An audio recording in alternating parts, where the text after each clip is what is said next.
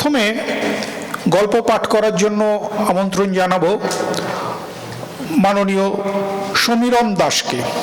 কারণ সমীরণদার পরিচয় নতুন করে দেওয়ার কোনো প্রয়োজন আছে বলে আমি মনে করি না। দীর্ঘদিন ধরে লিখছেন, উনিও গল্পচক্রের পুরনো সহযোগী সঙ্গী, একটা সময় শুরুর দিকে নিয়মিত আসতেন বলেছেন।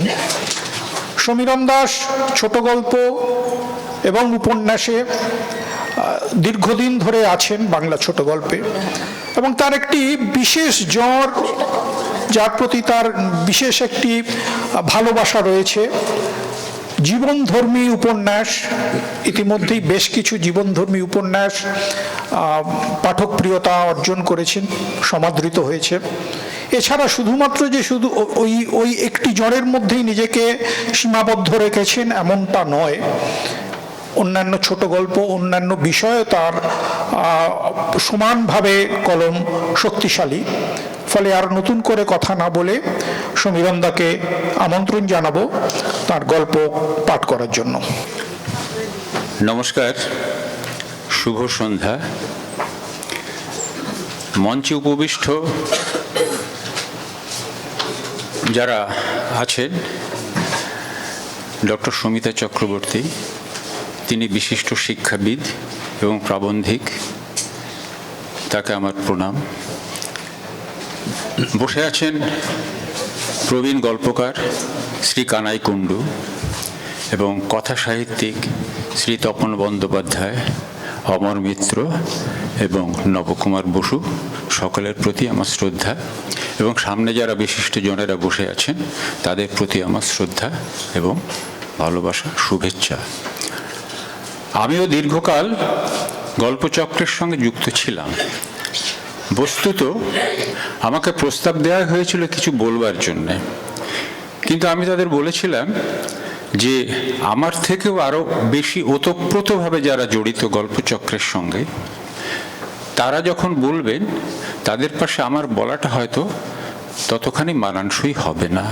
সেই কারণে আমি বলেছিলাম, তোমরা যদি আমাকে একটা গল্প পাঠের সুযোগ দাও তাহলে আমি খুশি হব। বহুদিন পরে গল্প পাঠ করব গল্পচক্রে, সেটা আমার কাছে একটা স্মরণীয় ব্যাপার হয়ে থাকবে। তো যাই হোক, তারা আমার অনুরোধ রেখেছেন, সেই কারণে আমি গল্প পাঠ করবার সুযোগ পেয়েছি। আমি যে গল্পটা পড়ছি, গল্পটার নাম সর্পনিকেতন। বাড়ির পাশে বিশাল বটগাছ, সেই গাছের ডালের ভিতর দিয়ে পূর্ণিমার চাঁদ লাফিয়ে নামলো সুবিমলের বাড়ির ছাদে। তখন সন্ধ্যা পেরিয়ে গেছে, চাঁদের আলোয় ঝকমক করছিল চারদিক। দূরে কুকুর ডেকে ওঠে। রাস্তার ওপর দিয়ে একটা ক্লান্ত ট্রাক ধোয়া বমি করতে করতে শেষ ট্রিপ সারে। সুবিমলের দোতলা বাড়ি, অফিস থেকে লোন নিয়ে বাড়িটা করেছে সে। যখন লোনের কিস্তির টাকা কাটা শুরু হয়, বেতনের 60% বেরিয়ে যেত, বাকি 40% চালাতে হতো সংসার। অনেক কষ্ট করে মনিকার সংসারটা টেনে নিয়ে গেছে, নিজের সুখ বিলাসের চাহিদা পূরণের জন্য স্বামীকে অনুযোগ না করে, কোনো রকম আঘাত না দিও। বাড়ির কথা, স্ত্রীর কথা ভাবতে ভাবতে সুবিমলের আরও অনেক কিছু মনে পড়ে। যে সমস্ত আরব্ধ কাজ করা হয়নি, নিজেকে সম্পূর্ণ নিংড়ে সেই সব কাজ করতে পারেনি বলে ওর মনে চূড়ান্ত আফসোস। হয়তো জীবনের শেষ দিনটি পর্যন্ত সে আফসোস থেকে যাবে, যেরকম থাকে একজন ব্যর্থ মানুষের, নিজের সর্বনাশ যে সে নিজেই করেছে। ছাদের ওপর চারদিকে 6 ফুট প্যারাপেট গাঁথা। ঢালাইয়ের পর ছাদের মাঝামাঝি নিচের দিকে যে চাপ পড়ে, সেটা নিষ্ক্রিয় করবার জন্য এটার প্রয়োজনীয়তা। তাছাড়া নিরাপত্তার ব্যাপারটা তো আছেই। সুবিমল ঘর থেকে বেরিয়ে ছাদে এসে জ্যোৎস্না উপভোগ করতে করতে কথাগুলো ভাবছিল। তখনই মনে হলো শরীরের মধ্যে অস্বস্তি শুরু হয়েছে। কপাল কুঁচকে সুবিমল ভাবল, কি ব্যাপার, পেট খারাপ হচ্ছে কি? খাওয়া দাওয়ার তো কোনো অনিয়ম হয়নি। তাহলে সুবিমল চাঁদের আলো উপভোগ করতে এসেছিল ছাদে, কিন্তু আর দাঁড়াতে পারল না। দ্রুত ঘরে ঢুকতে ঢুকতে অনুভব করলো কি যেন একটা উঠে আসছে পেটের ভিতর থেকে। বমি? না। তাহলে সে বেসিনের সামনে এসে হাঁ করার আগেই মেজের ওপর বসে পড়তে বাধ্য হয়। বিস্মিত হয়ে দেখে মুখ দিয়ে একটা মাঝারি মাপের ময়াল সাপ বেরিয়ে আসছে। সুবিমল অত্যন্ত ভয় পেয়ে চিৎকার করে উঠল, কিন্তু গলা দিয়ে স্বর বের হলো না। সে সাপটার দিকে তাকালো। মনে হলো মৃত্যুর সময় কৃষ্ণ ভ্রাতা বলরামের গলার ভিতর দিয়ে গলার ভিতর থেকে সহস্রখানা সাদা সাপ বেরিয়ে এসেছিল, পাতালে চলে গিয়েছিল। এটাও কি সেই রকম কিছু? তাহলে আমারও কি মৃত্যু আসন্ন? সে আরো ভয় পেয়ে চিৎকার করে ওঠার চেষ্টা করে, কিন্তু পারে না। ময়ালটা মসৃণ গতিতে ঢুকে পড়ছে খাটের নিচে।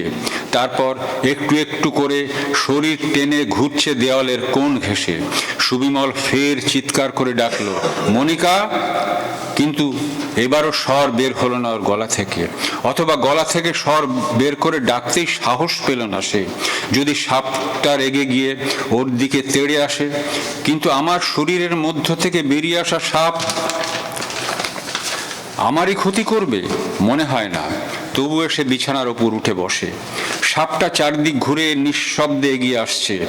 র্যাটল স্নেক যখন চলাফেরা করে শব্দ হয়, টিভিতে দেখেছে, কিন্তু এটা তো ময়াল, এটার গতিবিধিতে কোনো আওয়াজ নেই। ধীর গম্ভীর পুরুষালী দাপটের সঙ্গে ওটা ঘুরছে নির্ভীকভাবে। সুবিমল ওপরের দিকে তাকালো, ডান দিকে তাকালো, বাঁ দিকে তাকালো। এই ঘর থেকে বের হওয়ার একটাই দরজা, সেই দরজার সামনেই ওটা অবস্থান করছে। এই অবস্থা ওটা যদি আক্রমণ করে, কি করবে? অনেকে দোতলার বারান্দায় গ্রিলে একটা দরজা রাখে, এমার্জেন্সি দরজা। কোনো কারণে ভিতরে আটকা পড়লে ওই দরজা খুলে যেন বেরিয়ে যাওয়া যায়। কিন্তু সুবিমল সেরকম ব্যবস্থা করেনি। গ্রিলের মিস্ত্রি বলেছিল, তবুও গুরুত্ব দেয়নি। আশপাশের কোনো বাড়িতে ওরকম ব্যবস্থা নেই, তাহলে আমার বাড়িতেই বা কেন থাকবে? কিন্তু এখন বুঝতে পারছে গ্রিলে একটা দরজা রাখলে ভালো হতো। ময়ালটা এগিয়ে এসে সুবিমলের খাট ও দরজার মাঝখানে লম্বালম্বি হয়ে পড়ে আছে, মাথাটা ঘুরিয়ে ওর দিকে তাকাচ্ছে। সুবিমল ভাবছে, আমার শরীরের মধ্যে ময়ালটার জন্ম হলো কিভাবে? এরকম বিস্ময়কর ঘটনা আজকের পৃথিবীতে ঘটে কি? ময়ালটা মাথা ঘুরিয়ে ওর দিকে তাকাচ্ছে। ওটার চোখে কিসের প্রকাশ? ভয়, ক্রোধ, প্রতিহিংসা? যদি ভয় থাকে বুঝতে হবে বিপদ নেই, কিন্তু যদি ক্রোধ বা প্রতিহিংসা জ্বলজ্বল করে বুঝতে হবে বিপদ আছে। আর যদি বিপদ আসে, কি করবে সে? সুবিমল ফের চিৎকার করলো, মনিকা, মনিকা! কিন্তু এবারও গলার স্বর বের হলো না। কিন্তু এরকম স্বরভঙ্গ তো হয় না ওর, অতীতে কখনোই হয়নি। মোবাইলটাও পকেটে নেই, থাকলে যোগাযোগ করা যেত। সুবিমল ফের তাকালো সাপটার চোখের দিকে, দেখলো ভয় নয়, অসহায়তা নয়, সেখানে জল জল করছে ক্রোধ, হিংসা। সুবিমলের বুক কেঁপে গেল। ভাবলো, এ কি অভূতপূর্ব বিপদের মধ্যে পড়লাম। আমার শরীরের ভিতর থেকে বেরিয়ে এসে প্রাণীটা আমাকেই ভয় দেখাচ্ছে। এই কয়েক মিনিটের মধ্যে সাপটা একটু বড় হয়েছে, হয়তো ক্রমশ বাড়ছে ওটা। কারণ কি? ওটা কি আরো বড় হয়ে আমাকে খাওয়ার চেষ্টা করবে? এত বড় সাপ একবার ধরতে পারলে অবশ্যই চিপে চিপে গিলে নেবে। তাহলে কি করব এখন? সাপটা মাঝে মাঝে মাথা নিচু করছে। ওটার শরীরের ওপর দিয়ে লাফ মেরে বেরিয়ে আসার চেষ্টা করব। একবার যদি বেরিয়ে গিয়ে দরজাটা বন্ধ করে দিতে পারি, রেহাই পেয়ে যাব। ওটা নিচে আসতে পারবে না।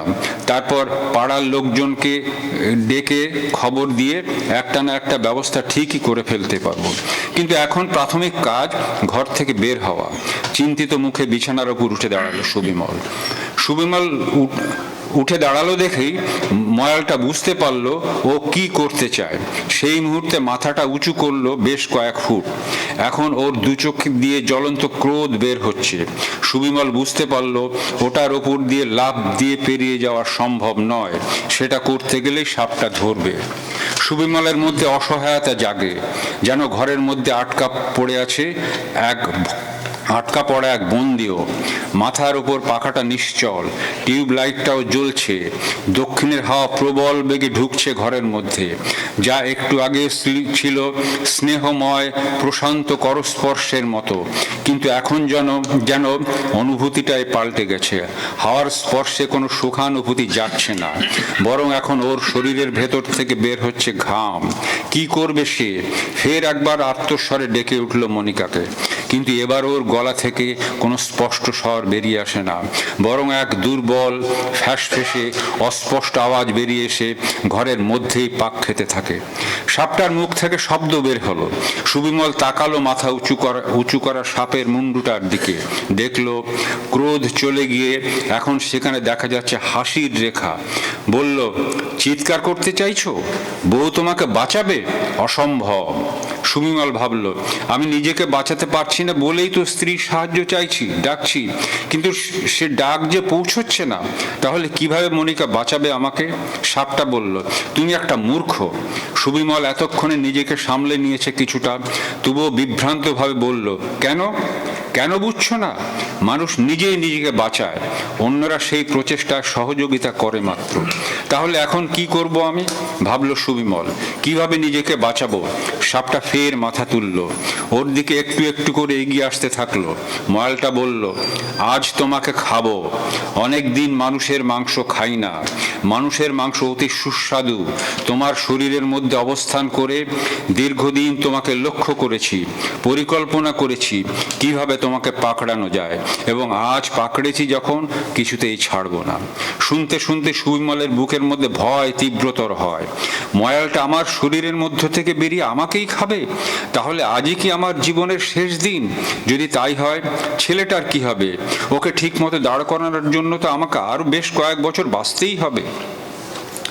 সাপটা একটু ব্যঙ্গাত্মক সুরে বলল, কি ভাবছো? ভাবো, বেশি করে ভাবো, দেখো যদি বাঁচার কোনো উপায় বের করতে পারো, কিন্তু লাভ নেই, আমার হাত থেকে তুমি রেহাই পাবে না। সুবিমল আরও বেশি আতঙ্কগ্রস্ত হয়ে পড়ছিল, তবুও সে মাথাটা ঠান্ডা রেখে সেটাকে সক্রিয় রাখার চেষ্টা করলো। এই পরিস্থিতিতে কি বাঁচার কোনো উপায় নেই? কিছুটা সময় কি ব্যয় করা যায় না ওটার সঙ্গে কথা বলে? একটু পর মনিকা ডাকবে খাওয়ার জন্য, তখন যদি না যেতে পারি, ও ঠিকই ওপর উঠে আসবে এবং এসেই বুঝতে পারবে কি ঘটেছে। সেই সময় পর্যন্ত আমাকে বেঁচে থাকতেই হবে। ময়ালটা গম্ভীরভাবে বলল, তৈরি হও, আমার খিদে পেয়েছে। সুবিমল ওর সমস্ত চিন্তা ভাবনা সংহত করে। অত বড় সাপটা যদি একবার হাঁ করে আমার মাথাটা ধরতে পারে, নিশ্চিতভাবে একটু একটু করে পুরো শরীরটা গিলে ফেলবে পেটের মধ্যে। তাহলে কিভাবে বাঁচবো আমি? ভাবতে ভাবতে সুবিমল উঠে দাঁড়ালো বিছানার ওপর। দুটো উপায় আছে। এক, ওপরের নিশ্চল পাখাটা ধরে ওটার ব্লেডের ওপর উঠে পড়া। বহু বছর আগে একটা হিন্দি সিনেমা দেখেছিল, নায়িকা পাখার ব্লেডের উপর উঠে বসে দুদিকে পা ছড়িয়ে দিয়ে কথা বলছে, গান করছে। সেই রকম কি উঠে পড়বো? তাহলে সাপটা নিশ্চয়ই অত ওপর উঠে আমাকে ধরতে পারবে না। কিন্তু সিনেমায় দেখার পাখাটার সঙ্গে এই পাখার কোনো মিল নেই। এটা ধরে ঝুলে পড়া যায়, কিন্তু ওপর উঠে বসা যায় না। সিলিং আর ব্লেডের মাঝখানে জায়গাটা খুবই কম, সেই স্বল্প জায়গায় বসা একেবারে অসম্ভব। তাহলে জড়িয়ে পেঁচিয়ে কুকড়ে যেভাবেই হোক না কেন ওখানে শরীরটা গুজে দিয়ে ঝুলে থাকতে হবে। যদি পারা যায় তাহলেই হয়তো বাঁচার একটা ক্ষীণ আশা আছে। আরও একটা উপায় আছে, দ্রুত লাফ দিয়ে বাথরুমের মধ্যে ঢুকে দরজা বন্ধ করে দেওয়া। যদি সেটা করা যায়, সাপটা আর কিছুই করতে পারবে না। কিন্তু ওটার গায়ে যা শক্তি, বাথরুমের দরজা ভাঙাও হয়তো ওর পক্ষে অসাধ্য নয়। তবুও এই দুটোর মধ্যে যে কোনো একটা উপায় অবলম্বন করতেই হবে। ময়ালটার মুখ থেকে অস্পষ্ট শব্দ বের হলো। সুবিমল দেখলো ওটা হাসছে, ব্যঙ্গাত্মক হাসি। সুবিমল বলল, হাসছো কেন? ময়ালটা হাসতে হাসতেই বলল, তুমি দুবার তাকিয়েছো ওপরের পাখার দিকে, দুবার তাকিয়েছো বাথরুমের দিকে। তোমার তাকানো দেখেই বুঝে নিয়েছি কি করতে চাও, কিন্তু পারবে না, কিছুই করতে পারবে না তুমি। বলতে বলতে ময়ালটা তার দীর্ঘ লেজ ঢুকিয়ে দিল বাথরুমের দরজার ভিতরে। এখন লাফ দিয়ে বাথরুমের মধ্যে ঢুকে পড়তে পারলেও দরজা বন্ধ করা যাবে না। তাহলে আবার ঘামতে শুরু করলো সুবিমল, এবং ঘামতে ঘামতে ফের তাকালো ওপরের নিশ্চল পাখাটার দিকে। ময়ালটা মানুষের মতোই বুদ্ধিমান। তার শরীরটা এখন 10 ফুটের মতো লম্বা হয়েছে, লেজটা ফুট 2 ঢুকিয়ে দিয়েছে বাথরুমের মধ্যে, এবং ওটা করার জন্যই সামনের দরজাটা কিছুটা অরক্ষিত হয়ে পড়েছে। এই অরক্ষিত দরজার ভিতর দিয়ে কি এক লাফে নিচে নেমে যেতে পারবে সুবিমল?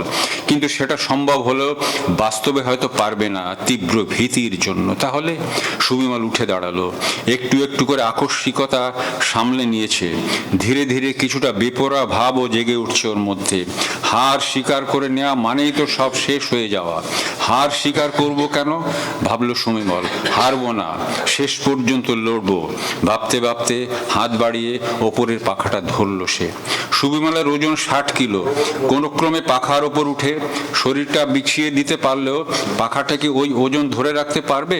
যদি না পারে, সব শুধু ছিঁড়ে পড়বে বিছানার উপরে, বড় ধরনের চোটও লেগে যেতে পারে। কিন্তু এটা করা ছাড়া আর কোনো উপায় যে খোলা নেই ওর সামনে। আর এক পৃষ্ঠা আছে। পাখার ওপরে রডটা ধরে হাতের পেশির সমস্ত শক্তি প্রয়োগ করে শরীরটা তোলার চেষ্টা করলো সুবিমল, এবং সেটা করতেই বুঝলো কাঁধটা পাখার ব্লেড পর্যন্ত তুলতে পেরেছে। কিন্তু পুরো শরীরটা নানা রকম কসরত করেও ওটার ওপর তুলতে পারছে না। যদি পা দুটো কোথাও ঠেকানো যেত, সেই জায়গায় চাপ দিয়ে শরীরটা তুলতে পারত পাখার ব্লেডের উপরে, কিন্তু সেই সুযোগ নেই। হাতের শক্তির সাহায্যে যা করার করতে হবে। সুবিমল ক্রমাগত চেষ্টা করতে থাকে, এবং ওর সেই ব্যর্থ চেষ্টা দেখেই ময়ালটা বুঝতে পারল সুবিমল হয়তো উঠতে পারবে না পাখার উপরে। সুতরাং আজ সে মানুষের মাংস খাবেই। সে অবিচলিতভাবে মাথাটা তুলে ধীরে ধীরে সুবিমলের দিকে এগিয়ে আসতে আসতে বলে, আর কেন, এবার নেমে এসো চাঁদু, আমার সঙ্গে সহযোগিতা করো, আমাকে গিলতে দাও তোমার শরীরটা। সুবিমল আরও আতঙ্কে সিটিয়ে যেতে যেতে গালাগাল দেয়, শালা, শুয়োরের বাচ্চা। ময়ালটা গম্ভীর গলায় ধমক দেয়, কি হলো, নামো বলছি।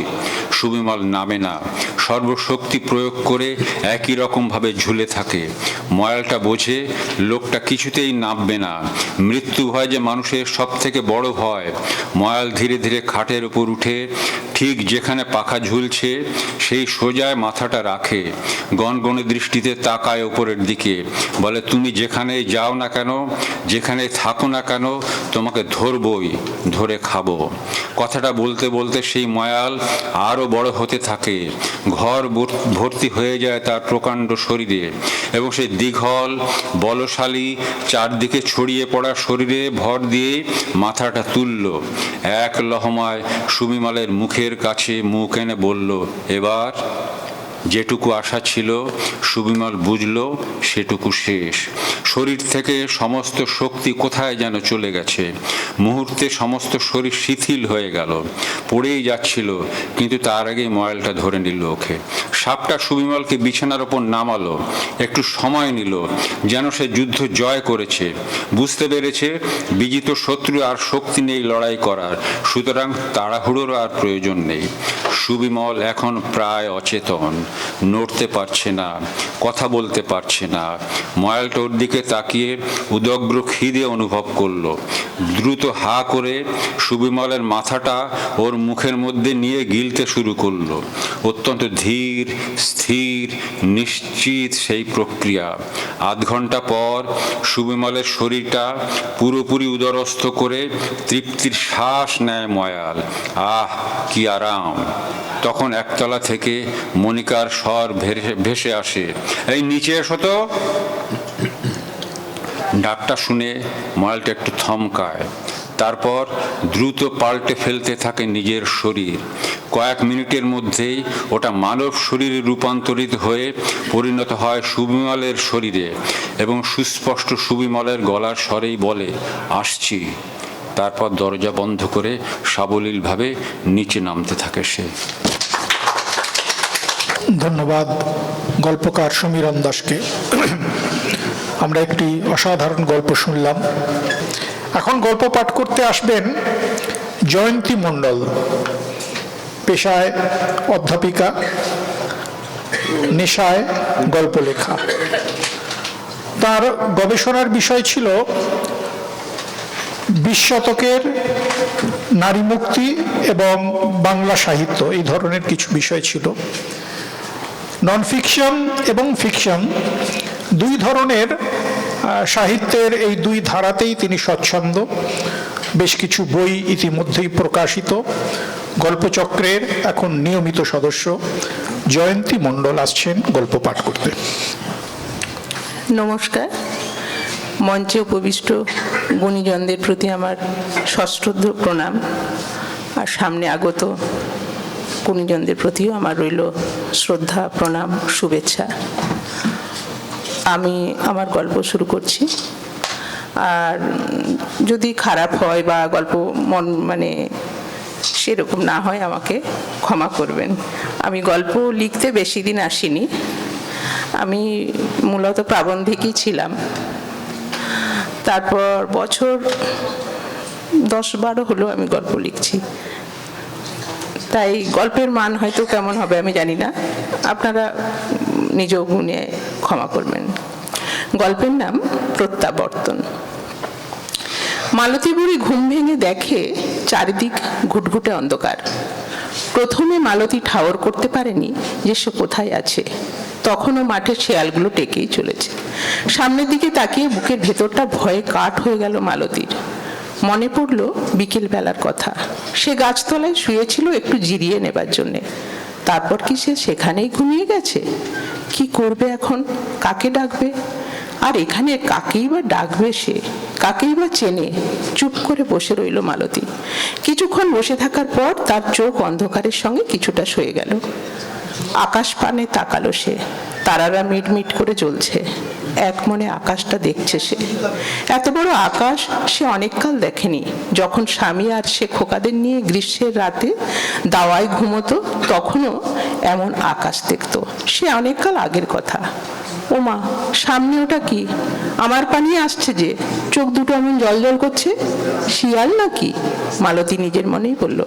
পা দুটো বুকের কাছে আরো গুটিয়ে নিয়ে বসলো সে। না, শেয়ালটা কিছু করলো না, ওকে দেখে দেখে চলে গেল। মালতীর মনে সাহস এলো। এমনি করে কিছুক্ষণ চুপ করে বসে আছে। খিদেটা চাঙার দিয়ে উঠলো মালতীর। আসলে মালতীর ঘুমটা ভেঙেছে খিদেতেই।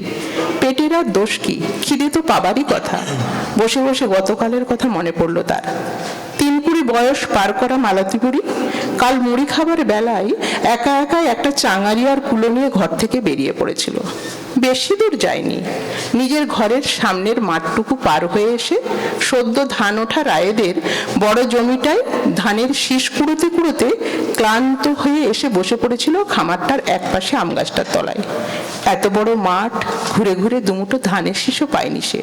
খামারের এক কোণে খড়পালুয়ের পাশে একরাশ ধান ঝাড়ার আঁকড়া দেখে মালতীর চোখে মুখে আনন্দে ঝিলিক বয়ে গেল।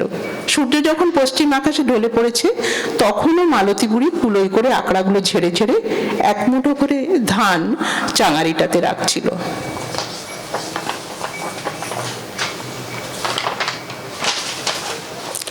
পুবপাড়ার কুহু বিকেলে গা ধোবে বলে নদীর ঘাটের দিকে যাচ্ছিল। মালতীকে দেখে বলল, ও বুড়ি কাকি, তুমি কোত্থেকে এই চোগা? এই অবেলায় আঁকড়া ঝাড়ছো? বেলা পড়ে গেল, এবার ঘর পানে যাওগে। মালতী কুহুর দিকে এক পলক তাকিয়ে বলল, যাবো যাবো, বেটা ডাকতে এলেই যাব। কুহু চলে গেলে মালতী উঠে সামনের ডোবাটায় পাথরের ঘাট বেয়ে নেমে মাথায় চোখে মুখে জল দিয়ে পেট পুরে জল খেলো সে। তারপর ফিরে এসে ময়লা শাড়ির আঁচলখানা পেতে গাছতলায় শুতেই ঘুমিয়ে পড়েছিল। কথাগুলো মনে করে বুকের ভেতরটা হু হু করে উঠল মালতী। বসে বসে খানিক কাঁদলো সে। এতখানি সময় চলে গেল, বড় খোকা একবারও খোঁজ নিলেনি তার। রাগ করে এলেও খোকা চিন্তা করবে ভেবে বেশি দূর যায়নি। কি এমন কথা বলেছিল বড় বউকে? গায়ের নতুন বাছুর হয়েছে, তাই একটু বাসি দুধ চেয়েছিল মুড়ি মেখে খাবে বলে। সারা বছর তো মুড়ির সঙ্গে পেঁয়াজ আর লঙ্কাই জোটে। উত্তরে বড় বউ পদ্মা বললে, এতবার বলি দুধ শুধু তোমার লাতির জন্যি, তবু তোমার মনে থাকেনি কেন? কথাগুলো বলতে বলতে পদ্মা ঘটি হাতে গায়ের দুধ দুইতে বেরিয়ে গেল। দুধ দুইয়ে যখন ফিরল, মালতী তখনও মুড়ির থালা নিয়ে আনমনে। ধ্যান ভাঙলো পদ্মার ঝাঁঝানিতে। মুড়ি নিয়ে এখনো বসে আছো যে? কি ভেবেছ গায়ে দুয়ে এনে দুধ গরম করে তোমাকে মুড়ি খেতে দেবো? বলি এখনো তো তবু জলমুড়ি জুটছে। বেটা একা মাঠে কেটে মরছে, তুমিও তো ঘর পানে বসে না থেকে কাজে যেতে পারো। আমার কি দোষ, আমার কি গতর আছে মা? মালতীর গলায় অনুনয়ের সুর। অমনি পদ্মা ঝাঁঝিয়ে বলল, গতর নাই যখন তখন দুধ খাওয়ার শখ কেন? এখন মুড়ি খেয়ে ঘর থেকে বিদেয় হও তো। আর তখনই অভিমানে চাঙারি আর কুলো নিয়ে বেরিয়ে পড়েছিল মালতী।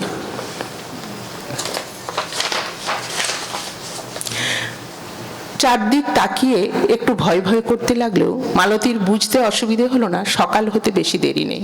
উঠে দাঁড়ালো সে, ডোবার ঘাটে নেমে মুখ ধুয়ে এসে কোলে চাঙারিটা নিয়ে হাঁটা দিল। খামার পেরিয়ে পুবপাড়ার মাঝ বরাবর কাঁকরের রাস্তা ধরে যখন ক্যানেলের রাস্তায় উঠল, তখন পূব আকাশে সূর্য গোল হয়ে উঠেছে। টুকটুক করে হেঁটে মালতী এসে দাঁড়ালো খুশিগঞ্জের বাজারের সুবল বারুইয়ের ধানের গোলার দোকানের সামনে। চাঙারিতে আনা ধানগুলো সুবল বারুইয়ের কাছে রেখে বলল, বাপ আমার, এই ধান কটা নিয়ে কিছু টাকা দিবে? সুবল বারুই মালতীর আনা চাঙারির ধানগুলোর দিকে তাকিয়ে বলল, ও তো 2 কেজি ধানও হবে নি, ওর জন্য আর কটা টাকা পাবে খুড়ি? মালতী করুণ মুখে সুবলের দিকে তাকিয়ে বলল, কাল থেকে কিছু খাইনি বাপ, ধানগুলো নিয়ে কটা টাকা দাও না বাপ আমার। দোকানের কর্মচারীর দিকে ইশারা করে সুবল বারুই বলল, 10টা টাকা দিয়ে দাও খুড়িকে। মালতী টাকা কটা নিয়ে গুড়মুড়ি কিনে বাজারের শেষে একটা বটগাছের তলায় বসে আঁচলে ঢাললো। মুড়ি খেতে খেতে কথাটা আবার হাতুড়ির ঘা মারলো মালতীর মনে। কাল থেকে ঘরে ফিরেনি সে, আজ এখন পর্যন্ত বড় খোকা একবারও খবর নিলেনি। কথাটা মনে হতেই বুকের ভেতরটা যন্ত্রণায় কুঁকড়ে গেল মালতীর। আবার হু হু করে কেঁদে উঠল। আর কোথায় যাবে সে? সেদিন কি আর তার আছে? রাগ করলে মান ভাঙিয়ে আদর করে খেতে ডাকবে তাকে? সেসবের সুখের দিন তো স্বামী চলে যাবার সঙ্গে সঙ্গে মুছে গেছে তার জীবন থেকে। ঘরের কথা মনে হতেই মনটা বিষণ্ণতায় শুকিয়ে গেল তার। ভাবলো, ঘর তো যেতেই হবে। উঠে দাঁড়ালো মালতী, কিন্তু কি একটা ভেবে ঘুরে দাঁড়ালো সে। একবার ছোট খোকার ঘর যেই দেখি, মা দরজায় যেয়ে দাঁড়ালে মাকে কি ফেলতে পারবে সে? গাছতলায় চাঙারি কুলো রেখে দিল। ছেলে মেয়েও কি ভাববে? ছোট খোকার ঘর তো অনেক দূর, বাসে ঘন্টাখানেক হবে। বাস থেকে নেমে হেঁটে আরো মাইল আসটেক। বাস স্ট্যান্ডের দিকে কয়েক পা হেঁটে মনে এলো বাসের ভাড়া দেবার মতো তো তার পয়সা নেই। অপেক্ষা করলো না মালতী, হন হন করে হাঁটতে শুরু করলো সে।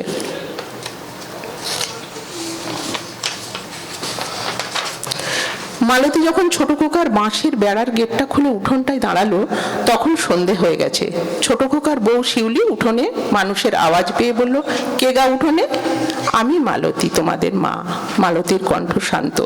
শিউলি দ্রুত পায়ে বারান্দার সামনে এসে আলো অন্ধকারে কোনো সংবাদ না দিয়ে শাশুড়ির আগমনে বিস্মিত হয়ে বলল, তুমি? তা তুমি কোনো খবর দাওনি যে? মালতী বলল, খবর দিতে পারিনি মা। তোমাদের সব খবর ভালো তো? ছোট খোকা কারখানা থেকে ফিরেছে? লাতি কোথা? শিউলি সোজা সাপটা উত্তর দিল, লাতি ঘরে পড়তে বসেছে, সে এখনো কারখানা থেকে ফিরেনি। কথাটা বলে শিউলি ঘর থেকে একটা কাপড়ের আসন এনে বারান্দার কোণে পেতে দিয়ে বলল, বসো। মালতী উঠোনে বালতিতে রাখা জলে হাত পা ধুয়ে আসনটায় বসে ছোট খোকার টালির ঘরখানা দেখছিল। ঘরের অবস্থা আগের মতোই। বছর 5 আগে একবার ছেলের সঙ্গে এসেছিল মালতী। বারান্দার এক কোণে একই রকম রান্নার ব্যবস্থা, বারান্দা লাগোয়া এক ফালি উঠোন। কিছুক্ষণ পর শিউলি গ্লাসে জল, 1 কাপ চা, স্টিলের প্লেটে 2টো বিস্কুট মাটিতে বসিয়ে দিয়ে ঘরে ঢুকে গেল। খোকার বছর 8 ছেলেটা বারান্দায় বেরিয়ে এসে একবার দেখে নিয়ে ঘরে ঢুকে শিউলিকে জিজ্ঞেস করলো, মা কে ও? শিউলির ধমকে সে পুনরায় চৌকিতে পড়তে বসলো। সন্ধ্যেবেলা ছোট খোকা কারখানা থেকে ফিরে মায়ের সঙ্গে কথা বলতে বলতে মা এতখানি পথ হেঁটে এসেছে শুনে যতটা না অবাক হলো, তার চেয়ে বেশি অবাক হলো মালতী এখানে কমাস থাকবে শুনে। ছোট খোকা বলল, তুমি এখানে কি করে থাকবে মা? আমাদেরই তো একখানা মাত্র ঘর। আমি এই বারান্দায় শুয়ে পড়বো বাবা। মালতীর কণ্ঠে আকুতি। তা কি করে হবে? আমার কাজের কোনো ঠিকানা নেই। আজ আমার কাজ আছে তো কাল নেই। মালতী শান্ত কণ্ঠে বলল, কটা মাস তোর কাছে থাকার জন্যই এইছি বাবা। না না, তার চেয়ে বরং আমি বাস ভাড়া দিচ্ছি, তুমি দাদার কাছেই চলে যাও। একটু উষ্ণ নিয়ে বলল ছোট খোকা।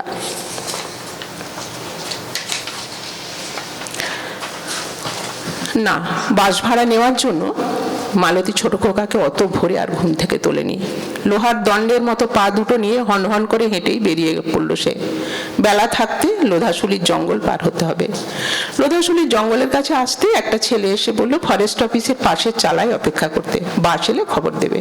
মালতী পায়ে পায়ে ফরেস্ট অফিসের পাশের চালায় গিয়ে দেখে মেয়ে বুড়ো মিলে একদল লোক সেখানে বসে আছে। তাদের সঙ্গে খোল, করতাল, বাঁশি, হারমোনিয়াম, আরো বোঁচকা মতো কত কিছু। মালতী গিয়ে তাদের থেকে একটু তফাতে বসলো। অনেকক্ষণ বসে বসে মালতী তাদের কথা শুনছিল। পালা গানের জন্য কোন গায়ে তারা ভালো টাকা পেয়েছে, ভালো খাবার দিয়েছে, কোথায় তাদের টাকা খাবার কোনোটাই ঠিক দেয়নি, এসব কথা। মালতী বুঝলো এরা গানের দলের লোকজন। এসব কথা হতে হতে দুপুর গড়িয়ে গেলে একটা ছেলে এসে খবর দিল আজ বাস আসবে নি, কালও বাস চলবে নি, পরশু বিকেলে বাস চলবে, বাস বিয়ের ভাড়ায় গেছে। ছেলেটির মুখে কথাগুলো শুনে মালতী একটু চিন্তিত হলেও ভাবলো এতগুলো মানুষ যখন আছে কিছু একটা ব্যবস্থা হয়ে যাবে। দলের একজন ফরেস্ট অফিসে গিয়ে রাতে ফরেস্ট অফিসে থাকতে দেওয়ার জন্য অনুরোধ করলে অফিস থেকে জানালো বাস না আসা অবধি ওরা অফিসের পাশের ঘরেই থাকতে পারে। দলটি নিশ্চিন্ত হয়ে সন্ধেবেলা নিজেদের মধ্যে আঁকড়ার মতো শুরু করলে মালতীর মনটা একটু ভালো লাগলো। কিছুক্ষণ আঁকড়া চলার পর দলের বয়স্ক মহিলা বিমলা মালতীকে বলল, মা তুমি বসে কেন, আমাদের সঙ্গে গান গাইবে এসো। বিমলার কথা শুনে মালতী লজ্জা পেয়ে বলল, সেই কবে ছোটবেলায় গান গাইতুম, এই বয়সে আর কি গান গাইতে পারি মা? বিমলা বলল, গান গাইতে না পারো, গলা মেলাতে তো পারো আমাদের সঙ্গে। মালতী প্রথমে দ্বিধা ও বিস্ময়ে অবাক হলেও পরে সত্যি সত্যি ওদের সঙ্গে গলা মেলানোর চেষ্টা করলো। কিছুক্ষণ খুব আস্তে আস্তে গলা মেলানোর পর মালতীর মনটা এক অপূর্ব আনন্দে ভরে গেল। বড় খোকার ঘরের সন্ধেবেলাটা একলাটি এক কোণে বসে থাকা ছাড়া আর কিছু উপায় ছিল না তার। বহুকাল পর একদল মানুষের সঙ্গে এমন আনন্দে সময় কাটলো তার।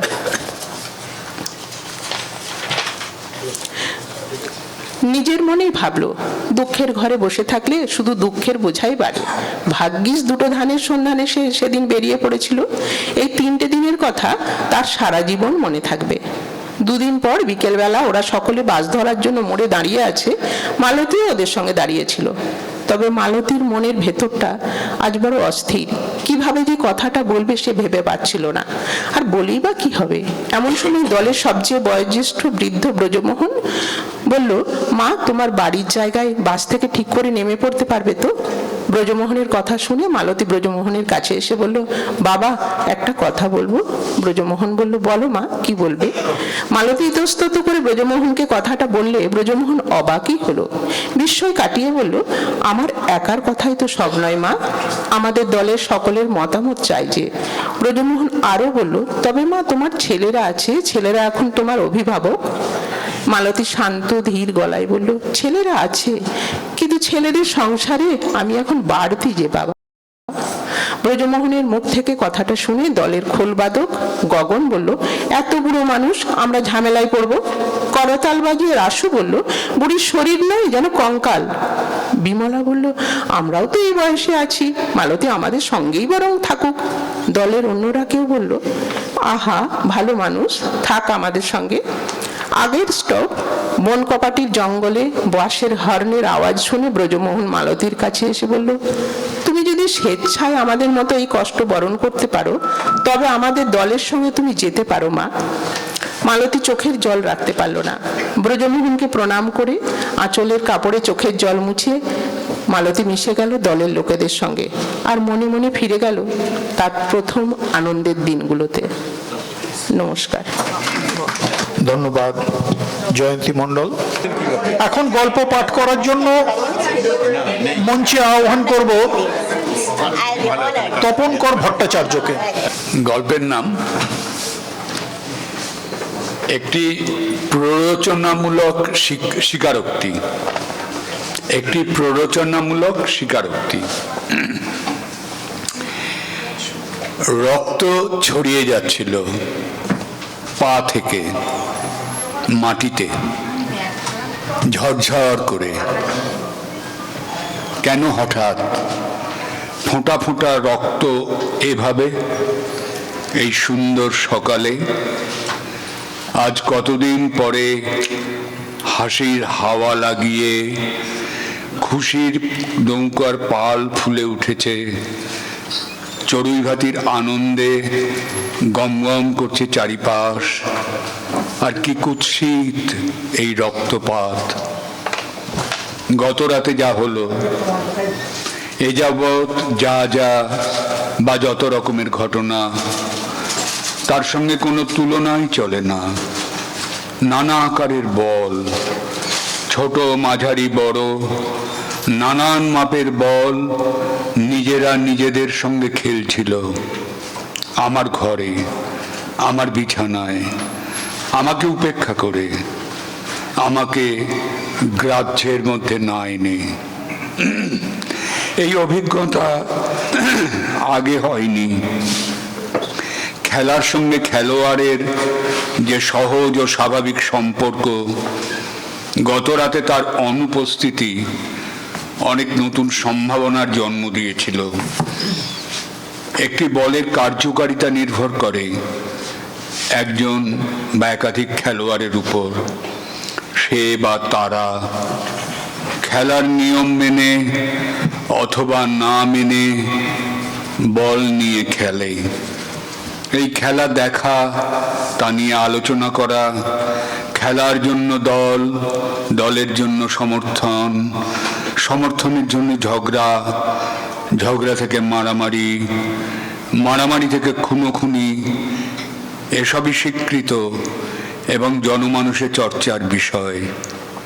কিন্তু বলেরা নিজেরাই যখন খেলোয়াড় হয়ে উঠতে চায়, নানা আকারের বল একসঙ্গে খেলতে শুরু করে, তার মধ্যে যে আসলে আমার মনের কোনো অজানা গভীর সংকট লুকিয়ে আছে, আজ সকালে সে ব্যাপারে আমি নিশ্চিত হয়েই বিছানা ছেড়েছি।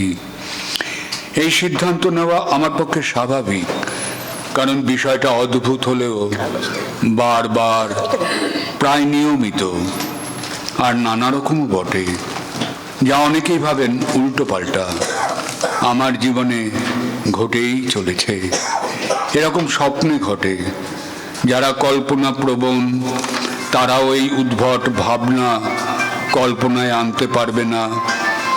অথচ আমি প্রায় রোজ ঘুমোতে যাবার সময় বিছানায় হতে পারে যে তখনও বিছানা পর্যন্ত পৌঁছতে পারিনি, তার আগেই, হ্যাঁ অবশ্যই তার শোবার ঘরে শুরু হয়ে যেত কত কিছু। একদিন, খুব বেশি দিন আগে নয়, এই তো সেদিন দুপুরবেলা কানে এলো, কে একজন বলছে, এখনো দুপুরের খাবার দাবার সময় হয়নি, মিনু ঘুমোচ্ছে। এখন 12টা, কাল রাত থেকে মিনু ঘুমোচ্ছে। মিনুকে আমি চিনি। মিনু একটা স্কুলে পড়ায়। মিনু রোজ আমার বাড়ির সামনের রাস্তা দিয়ে হেঁটে স্কুলে পড়াতে যায়। সে পড়াতে না গিয়ে রাত থেকে দুপুর পর্যন্ত কেন ঘুমোচ্ছে? সে কি অসুস্থ? সে কি ঘুমোবে বলে ছুটি নিয়েছে? মিনুর সঙ্গে ছোটবেলা থেকে চেনা জানা, একসঙ্গে খেলাধুলা, ঝগড়া, আড়ি, কথা বন্ধ, এ কি সেই মিনু নাকি অন্য কেউ? কত মেয়ে তো আছে মিনু নামে। সেদিন সারাদিন ধরে এই কথা মনে, কিছুতেই এড়াতে পারি না। আমার এরকমই হয়। আর রাতে ছোটবেলার মিনু তার বড় হওয়ার প্রতিটি বছরের আলাদা চেহারা নিয়ে আমার বিছানায়।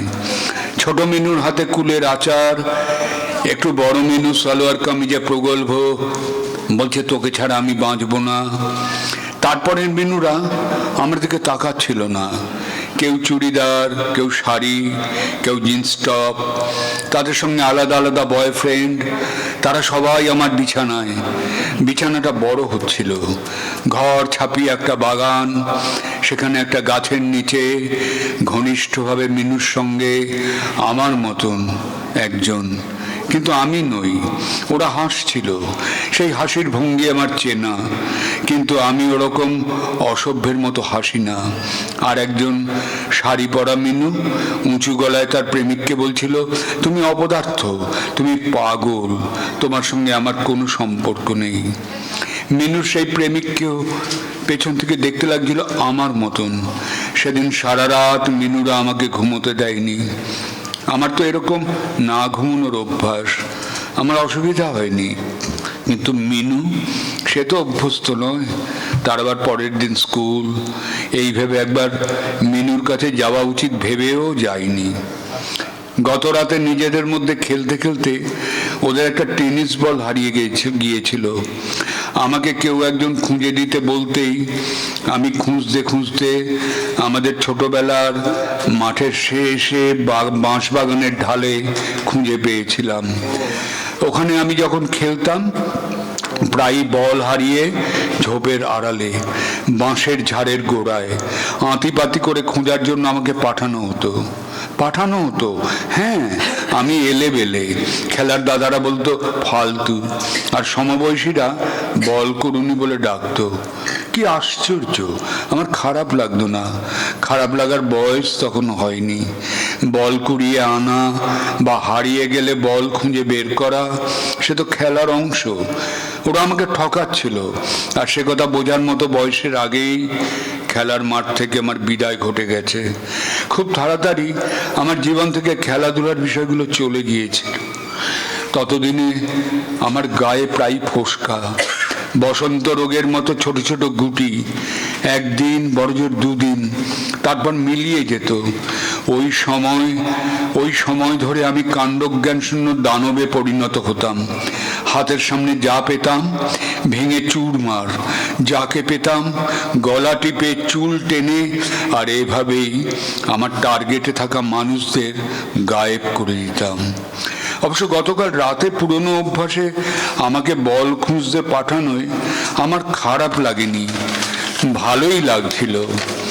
আমাকে পাল্টা দেওয়ার রেওয়াজ দীর্ঘদিনের, সিধার বদলে পাল্টা। আমি হাসবো না কাঁদবো বুঝতে পারতাম না। যখন যেখানে যাই কতিপয় মানুষ আছে তারা আমাকে দেখলেই পাল্টা মারত। আমার যে কিছু বলার থাকতে পারে সে কথা বোঝার ইচ্ছেটুকু তাদের ছিল না। এখন অবশ্য আমি সেসব থেকে রেহাই পেয়েছি। এর জন্য 2-4 জনকে গায়েব করে দিতে হয়েছে, কয়েকজনের হাত পা ভেঙে জখম করতে হয়েছে, চাকরি করা 2-1জনকে চাকরিহীন করতে হয়েছে, প্রেমিককে প্রেমিকার কাছ থেকে অথবা প্রেমিকাকে প্রেমিকের কাছ থেকে দূরে সরিয়ে তফাতে আড়ালে থেকে প্রচুর তৃপ্তি পেয়েছি। তবু সুযোগ পেলেই আমাকে নাস্তানাবুদ করার জন্য আদা জল খেয়ে লাগতো। তুমি যদি জানতে চাও এরা কারা, উত্তরে নির্দিষ্ট কারো নাম বলতে পারবো না। অনেকেই আছে, তারা যে সবাই পরিচিত মোটেই নয়, তারা যে সবাই আমার ক্ষতি চায় মোটেই নয়। এমনকি তাদের অনেকেই সজ্জন, ভালো মানুষ। তাদের অনেকেই গায়ে ডিঙো পিঁপড়ে উঠলে না মেরে আঙুলের টোকা সরিয়ে দেয়। তারা তাদের সন্ততিকে চকলেট কিনে দেয়, জন্মদিনে কেক কাটে, পুজোর ছুটিতে বউ ছেলে মেয়ে নিয়ে দার্জিলিং বা পুরী। তবু তারা আমাকে, আমার বিরুদ্ধে অবশ্যই না বুঝে অনিচ্ছায় কিছু না কিছু করেই চলেছে। হয়তো অপদস্থ করার জন্য নয়, কিন্তু অবস্থা যা দাঁড়ায় আমি হাঁসফাঁস করি। তাদের কিছুই হয় না, বেশিরভাগ ক্ষেত্রে তারা জানেও না। তাদের অজ্ঞাতে তাদেরই কাজের জন্য আমি হাবুডুবু খাই। তাদের কাজ বলতে কিছুই না, সাদাকে সাদা বলেছে বা চশমাকে চশমা, এত তুচ্ছ, এতটাই বেফালতু সেই সব কথা। কাজ বললে কাজ, কিন্তু সেসবই আমার বিরুদ্ধে দাঁড়িয়ে যায় তাদের অজ্ঞাতে, কখনো অন্য মনস্কতায়। তো তাদের কি করা? যে কারণে আমার দুর্দশার জন্য তাদের দোষ দিতে পারি না, আমার দুর্গতিকে অগ্রাহ্য করতে পারি না।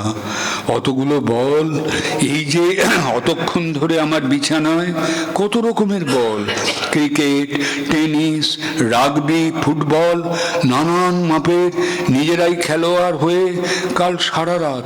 কেউ বিশ্বাস করবে না যে কারণে কাউকে বলিনি। তবে কেউ না কেউ ঠিক জেনে যায়। হয়তো আমি বেখেয়ালে বা মুখ ফসকে ব্যাস শুরু হয়ে যায় ওই সব মানুষের কাজ। আমার মাথা খারাপ, স্ক্রু ঢিলে, এইসব কথা তো হর বখত। কাল রাতের কথা কাউকে বলার প্রশ্নই ছিল না।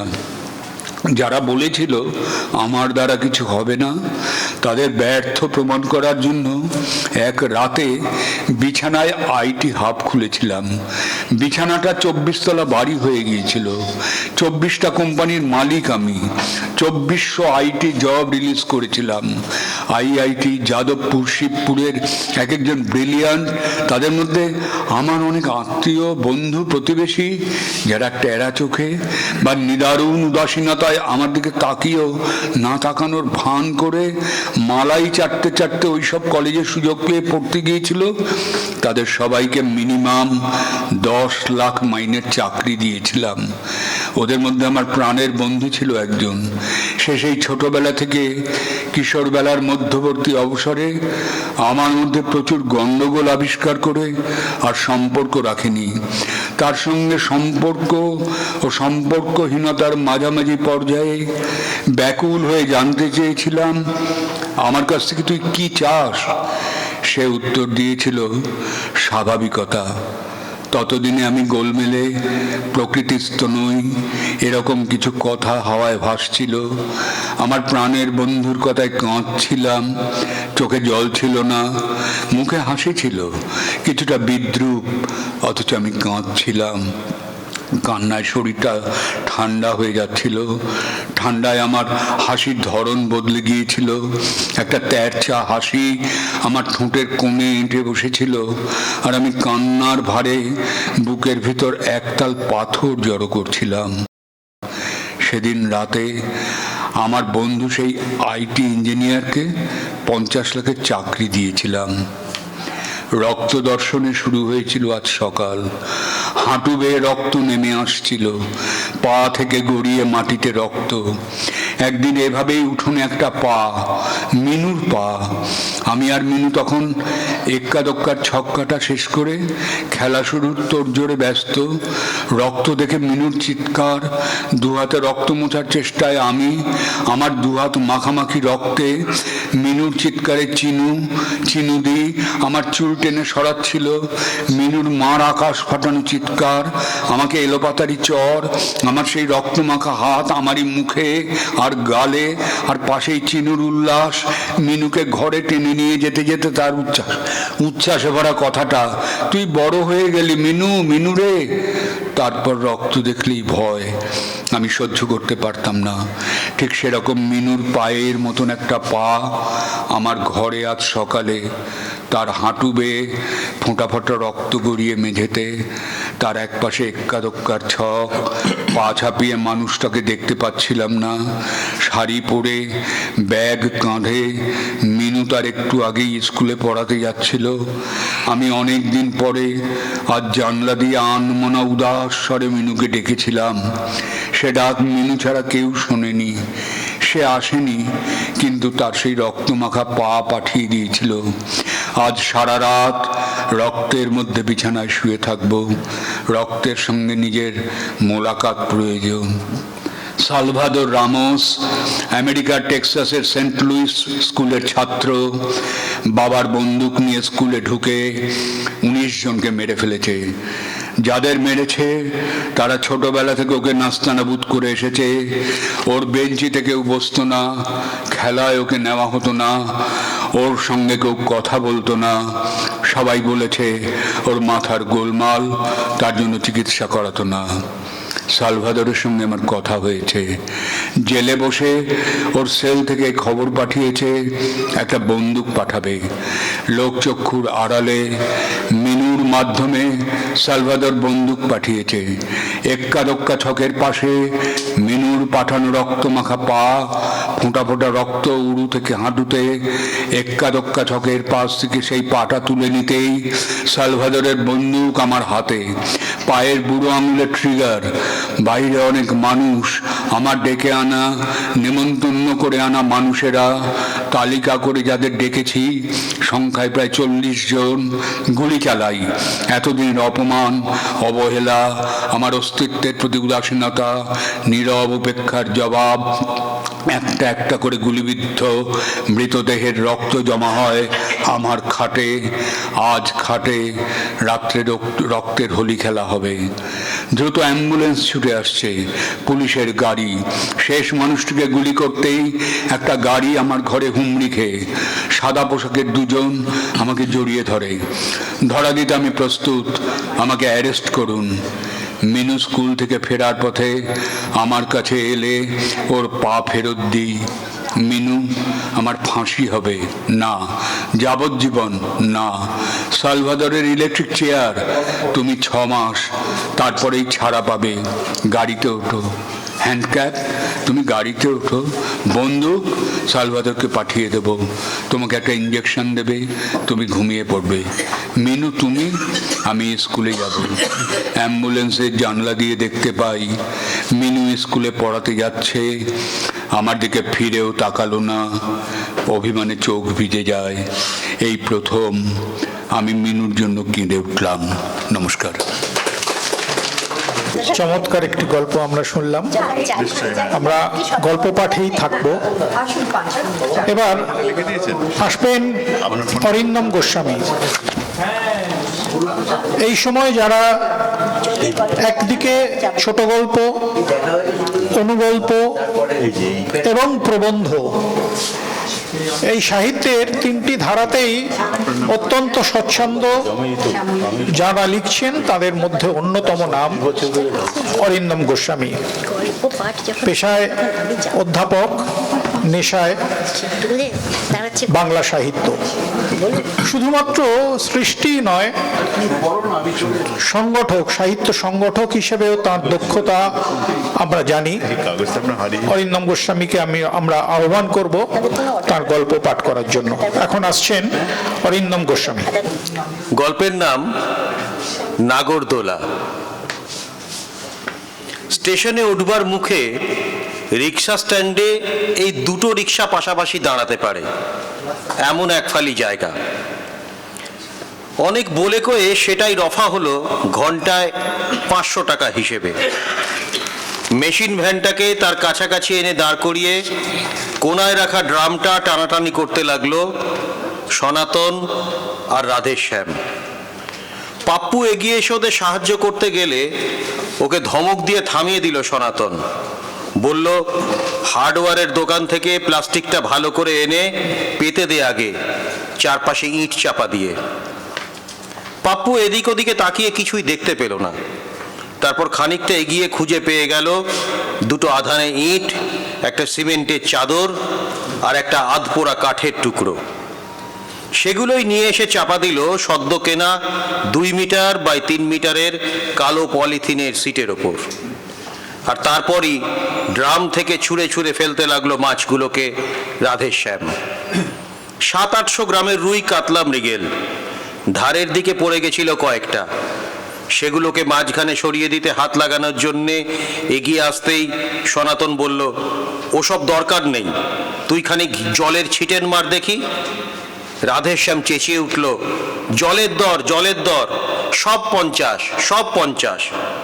সনাতন চেঁচিয়ে উঠল, মাছের গাড়ি উল্টে গেছে, দাড়ি পাল্লা নেই, যেটা নেবে সেটাই 50। দূরে দাঁড়িয়ে থাকা আমোদ গেরে লোকজন এবার গুটি গুটি পায়ে এগিয়ে আসতে শুরু করলো ওদের চারপাশে। একজন একটা মৃগেলের পেট টিপে দেখতে লাগলো, আর একজন একটা কাতলা মাছের কানকো উল্টে। পায়জামা পরা একটা লোক এসে তাকে বলল, শুঁকে বলল, কেমন যেন ব্লিচিং পাউডারের মতো গন্ধ। এবার ঝাঁঝিয়ে উঠল রাধেশ্যাম, বলল, 100 গ্রাম ব্লিচিং পাউডারের দাম জানেন? সনাতন বলল, বেশি নাড়াঘাটা করবেন না, যেটা পছন্দ বলুন, ব্যাগে ভরে দেব। পাপ্পু এবার মাধ্যমিক দিয়েছে সবে, ওর পিঠে একটা ছোট ব্যাগ। আসার সময় ওর মা তাতে একটা মাফলার আর জলের বোতল ভরে দিয়েছিল। সনাতন বলল, ওটা ফাঁকা করে টাকাগুলো ওখানেই রাখ, নজর রাখবি কেউ যেন ফসকে বের হয়ে না যায়। প্রথমে যে লোকটা মাছ নিল তার হাতে 100 টাকার নোট। সনাতন বলল, একটু দাঁড়ান বাবু, এই নামালাম সবে, ভাঙানি নেই এখন। একটু পরে একটা লোক 50 টাকার যে নোটটা দিল সেটা ছেঁড়া আর আঠা দিয়ে জোড়া লাগানো। এবার চেঁচিয়ে উঠল রাধেশ্যাম, আমরা কি আপনাকে পেট ফাটা মাছ বিক্রি করছি যে পেট ফাটা নোট ধরাচ্ছেন? এখানে ওখানে ছড়িয়ে সিলভার কাপ আর গ্যাস কাপ মাছ রয়েছে কতগুলো, সেগুলো কিলো ছুঁই ছুঁই। একজন সেদিকে আঙুল দেখিয়ে বলল, কত করে ওগুলো? সনাতন বলতে যাচ্ছিল, ওগুলো 70, কিন্তু ওকে থামিয়ে দিয়ে রাধেশ্যাম বলল, সব 50, সব 50, দাড়িপাল্লা নেই, বাটকারা নেই, যেটা নেবেন সেটাই 50। ফোনটা এসেছিল রাত 3:45 সময়। কার্তিকের রাত, তখন চাপ চাপ অন্ধকার। মাথার কাছে রাখা ফোনটা তুলতেই দেখলেন আগলদার একটা ছেলের নাম। তখনই বুকটা ছ্যাঁত করে উঠেছিল। ফোনটা ধরতেই শুনলেন ছেলেটা কাঁপা কাঁপা গলায় বলছে, মাছ ভাসতে শুরু করেছে মালিক। তড়াক করে লাফিয়ে উঠে বসে পড়েছিলেন তিনি। বলিস কি রে, জেগেছিলি না তখন? লোকটা ছড়ানো গলায় কি যেন একটা বলতে চেষ্টা করছিল। ফোনটা কেটে দিলেন তিনি। পাশে তখন গিন্নি সুলতা অঘোর ঘুমে আচ্ছন্ন। হালকা ধাক্কা দিয়ে তাকে ওঠালেন, বললেন, আমি এখনই বেরোচ্ছি, দরজাটা বন্ধ করতে হবে। ধরফর করে উঠে পড়ল সুলতাও। চোখ কচলে বাইরের দিকে তাকিয়ে বললেন, এখনো তো ভোর হয়নি, কোথায় যাবে? লুঙ্গি খুলে প্যান্টটা তড়িঘড়ি পরছিলেন তখন। কোনো উত্তর দিলেন না শ্রীকান্ত। বাইকের চাবি আর বাইরের গেটের চাবি হাতে নিয়ে দরজা খুলে বেরিয়ে গেলেন। সাতগেছিয়া বাজারে বলবার মতো একটাই আড়ত, মনসা মাতা মাছের আড়ত। মালিকের নাম নিরঞ্জন মণ্ডল। ভোর 5টা বাজার আগেই তাকে ঝাঁপ খুলতে হয়। কিছুটা এগিয়ে বাইক থামিয়ে তাকেই ফোন করলেন শ্রীকান্ত। একবার বাজতেই ফোন ধরল নিরঞ্জন। সব শুনে বলল, এখনই সব মাছ ধরে ফেলতে হবে, টানা জাল নামাতে হবে অন্তত 2খানা। শ্রীকান্ত বললেন, কিন্তু আমার তো বলা নেই, পাবো এখন? এখনই চলে যান ভূতির চড়ে, আজকে সকালবেলাতেই ওরা বেরিয়ে পড়বে।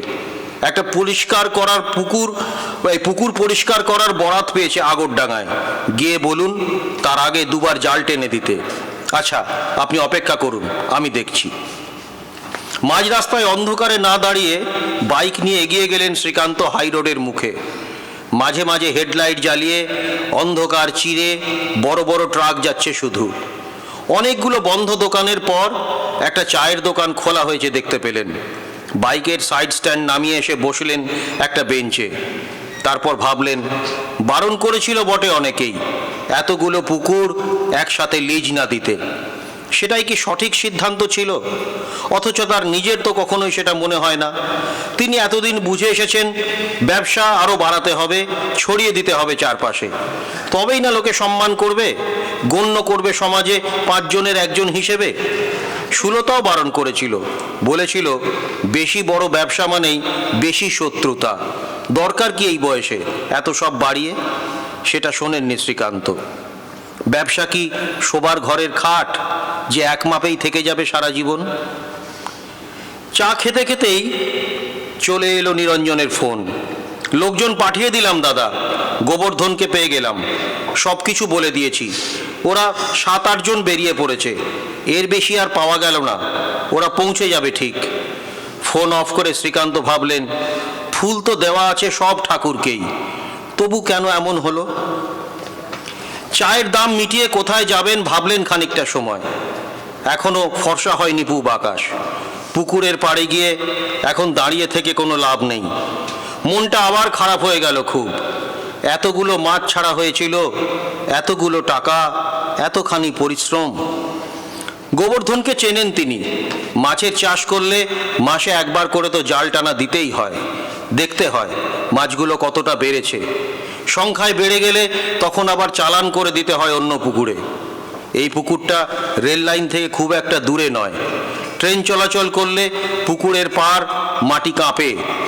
এই রকম পুকুরে মাছ বাড়ে খুব তাড়াতাড়ি। বাইক চালিয়ে চলে এলেন সাতগাছিয়া বাজারে। এখান থেকেই তার কারবারের শুরু। আজ আনমনে চালাতে চালাতে তাই পৌঁছে গেলেন এখানেই। সবে এখন আলো ফুটতে শুরু করেছে, সব দোকানঘর বন্ধ। 2-1 মানুষ চলাফেরা করতে শুরু করেছে সবে এদিক ওদিক। রাস্তার পাশে কুকুরগুলো পর্যন্ত এখনো শুয়ে আছে কুণ্ডলি পাকিয়ে। রাস্তার দুপাশের দোকানঘর সব মুখস্থ, চোখ বন্ধ করেও পরপর বলে যেতে পারেন তিনি। বাঁদিকে এখন মধুসার গম ভাঙানো কল, এরপরে ধারাদের মুদিখানার দোকান, জগন্নাথ সুইটস, নিয়োগী মেডিকেল। নীল, সবুজ, খয়েরি রঙের শাটার নামানো। এরপরই বসাক ফার্টিলাইজার স্টোর, নিচে লেখা সমস্ত ধরনের রাসায়নিক সার ও কীটনাশক পাওয়া যায়। এখানে এসে দাঁড়িয়ে পড়লেন শ্রীকান্ত। হয়তো এই দোকান থেকে নয়, কিন্তু নিশ্চিতভাবেই আশেপাশের এই রকম কোনো দোকান থেকে কেনা হয়েছে সেটা। একটু পরিষ্কার করলেই, একটু পরিশ্রম করলেই নিশ্চয়ই বেরিয়ে আসবে, শুধু খানিকটা সময়ের অপেক্ষা। প্রথমে খুঁজে বের করতে হবে তার অভিসন্ধি, তারপর ব্যবস্থা তো একটা নিতে হবেই। পুকুরের কাছে যখন এসে পৌঁছলেন তখন সবে আকাশে আলো ফুটেছে, তবে তার মধ্যেই পুকুরের পাড়ে জুটে গেছে মানুষ। বড়রা যেমন এসেছে তেমনি এসেছে ছোটরাও। এই পুকুরটার দুই পাশে রয়েছে লোক বসতি, একটা ছোট্ট পাড়া বলা যেতে পারে।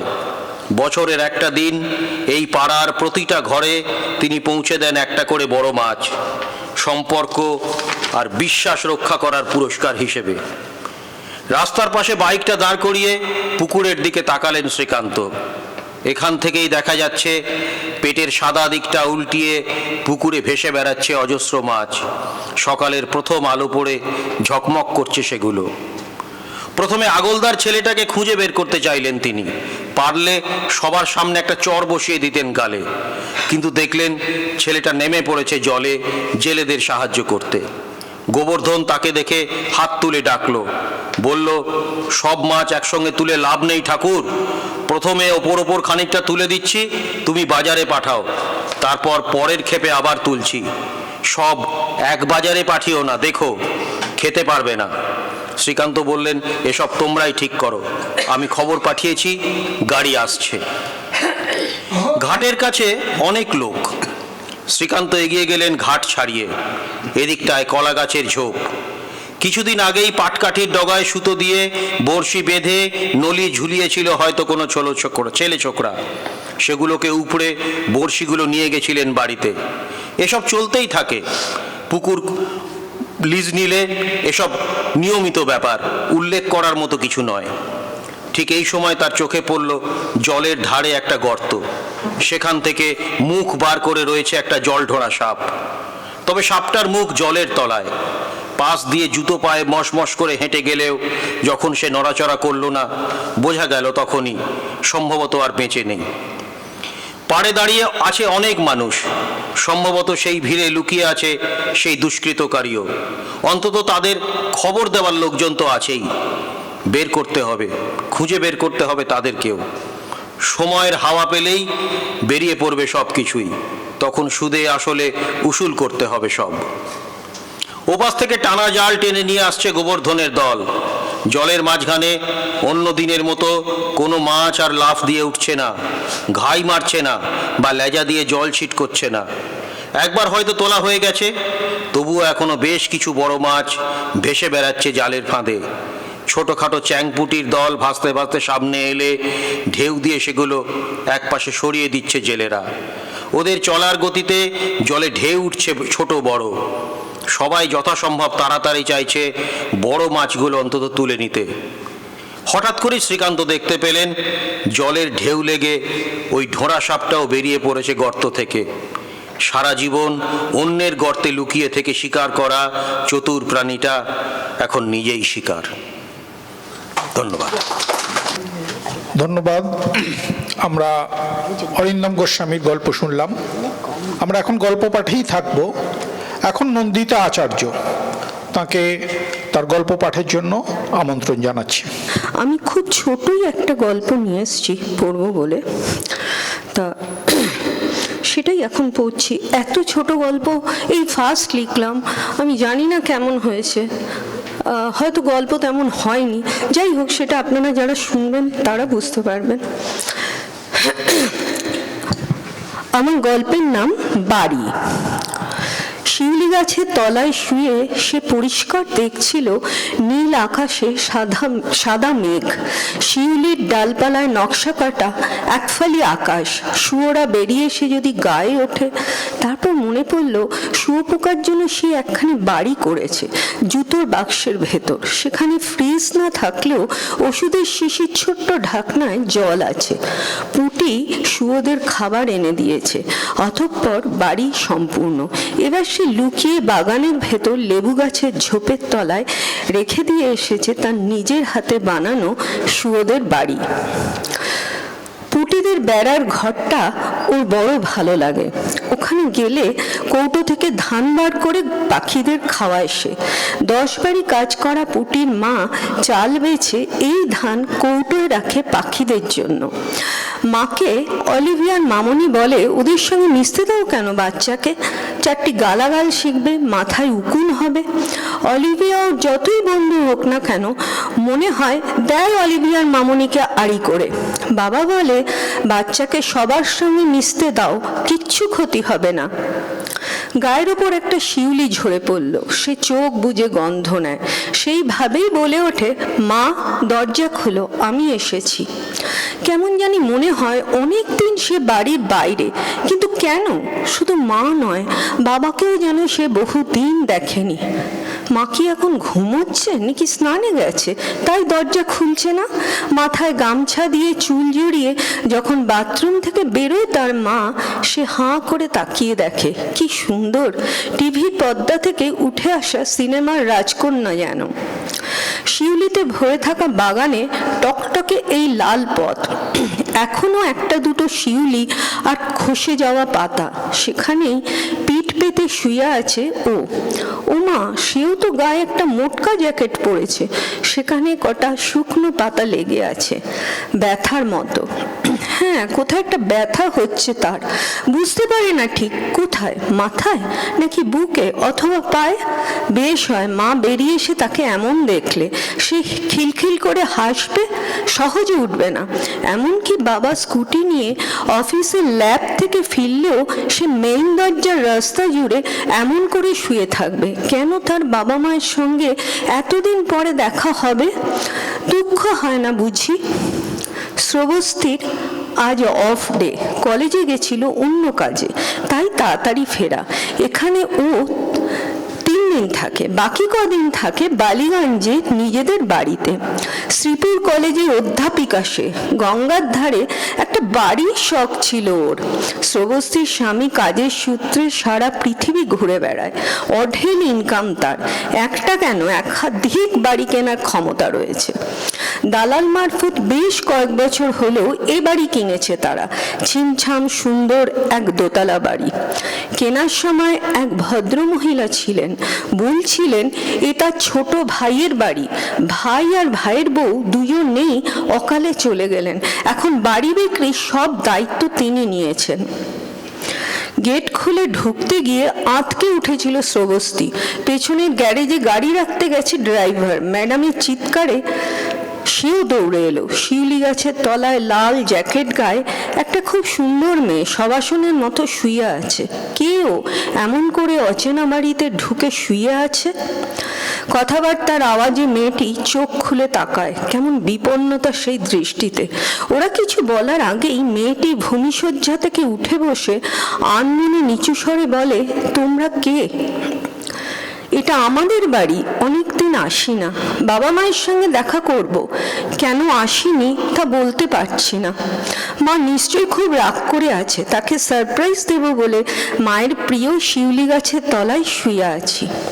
শ্রবস্তি হতবম্ব হয়ে তাকিয়ে থাকে, কি করা উচিত বুঝতে পারে না। সে নিচু হয়ে মেয়েটার হাত ধরে, চলো ঘরে গিয়ে কথা বলি। আচ্ছা, তোমার বাবার নাম কি? মেয়ে শূন্য দৃষ্টিতে তাকিয়ে থাকে, তারপর বলে, নাম তো বাবা। পাড়ার 2-1 ছেলে টের পেয়ে কৌতূহলী হয়ে আসে। একজন চেঁচিয়ে বলে, এ তো তিতি দিদি, অনেকদিন পর দেখছি। বাড়িটা আগে ওদের ছিল। শ্রবস্তির হাত ধরে মেয়েটা উঠে দাঁড়ায়, ফিসফিস করে আবারও বলে, আমার বাড়ি এটা। মাকে বলো দরজা খুলতে। বাবার মর্নিং ডিউটি নিশ্চয়ই, তাই বোঝেনি আমি এসেছি, একটু বাদেই ফিরবে ল্যাব থেকে। মেয়েটা ওপরের ব্যালকনির দিকে তাকিয়ে এবার চেঁচিয়ে ডাকে, আমি এসেছি মা, দরজা খোলো। আচমকা অচেনা এই মেয়েটির জন্য শ্রবস্তীর চোখ জ্বালা করে ওঠে। কি হয়েছে মেয়েটার? বয়সে তার ছোট বোনের মতো, অকালে মা বাবা চলে যাওয়ার শোক। আহা, শোক বহন করতে গিয়ে এই বয়সেই জীবনের সর্বস্ব ঘেটে ফেলেছে। পাড়ার বাচ্চা ছেলেরাই অল্প সময়ের মধ্যে দিদির বোনের নম্বর জোগাড় করে ফেললো। বাড়িটা শুধু কিনেছিল শ্রবস্তী, জানতো না কিছুই। তিতি নামের মেয়েটির এই ভয়ানক উপসর্গের কথা পাড়ার লোকেরও অজানা ছিল। বেশ কয়েক ঘন্টা মেয়েটাকে আগলে রাখতে হলো। বাইরের ঘরের সোফাতে বসতে গিয়ে মেয়ে শুয়েই পড়ল, শুধু ফিসফিস স্বরে বলল, খিদে। শ্রবস্তী দৌড়ে খাবার নিয়ে আসে, তবু খায় না। অবশেষে চামচ দিয়ে খাইয়ে দিতে হয়। তোয়ালে ভিজিয়ে মুছে দেয় মেয়েটির মুখ, ঘাড়, হাত, পা। তিতি ওর বরের সঙ্গে ফিরে যাচ্ছে নিউ টাউনের বাড়িতে। চরম উৎকণ্ঠায় বিধ্বস্ত বাড়ির লোকেরা। শ্রবস্তী গেটে দাঁড়িয়ে হাত নাড়ে। চওড়া রাস্তার মোড়ে দূরে মিলিয়ে যায় গাড়ি। কিভাবে যে মেয়েটা বাড়ির বিশ্বস্ত কাজের লোকেদের চোখ এড়িয়ে এত দূরে পৌঁছলো তা কারোরই বোধগম্য হচ্ছে না। আচমকা দৃষ্টি ঝাপসা হয়ে বুকের ভেতর কান্না নামে কেন শ্রবস্তীর। আর তখনই গঙ্গার পাশে কেনা প্রিয় বাড়িটা ইট কাঠের জড়বস্তু থেকে জীবন্ত ব্যক্তিতে রূপান্তরিত হতে থাকে। চোখের পলক ফেলতে না ফেলতেই নিমেষে তা একটা গোটা পরিবারের রূপ ধারণ করে। ফিজিক্সের অধ্যাপিকাকে চরম বিভ্রান্ত করে কাফকা উপস্থিত হন তার মেটামরফোসিস নিয়ে। এই বিখ্যাত গল্পটি কোনোদিনই ভালো লাগেনি শ্রবস্তীর, তারই সত্তুল্য মেটামরফোসিস। গল্পে পোকার জীবনে রূপান্তরিত হওয়া প্রধান চরিত্রটি পাঠকের মননকে তোলপাড় করেছে। আর এখানেও শ্রবস্তীর বাড়িটি আচমকা জীবন্ত হয়ে একটি হাসি খুশি পরিবারের রূপ নিয়ে অন্য এক মেটামরফোসিসের গল্প বলে চলেছে শ্রবস্তীকে। ধন্যবাদ। চমৎকার একটি গল্প আমরা শুনলাম, ছোট কিন্তু মনে রাখার মতো গল্প। খুব সুন্দর একটি গল্প আমরা শুনলাম। ফলে গল্পের আয়তনের ওপর নির্ভর করে না গল্পটা থাকবে কিনা, গল্পটা মানুষের মন ছুঁয়ে যাবে কিনা সেটা আয়তনের ওপর নির্ভর করে না। ফলে এই গল্প সেটাই আবার প্রমাণ করলো, আমরা যারা শুনলাম প্রত্যেককে ছুঁয়ে গেছে। এখন শান্তনু ভট্টাচার্যকে ডাকবো। গল্পের নাম এসো কমরেড, হাঁটা শুরু করা যাক।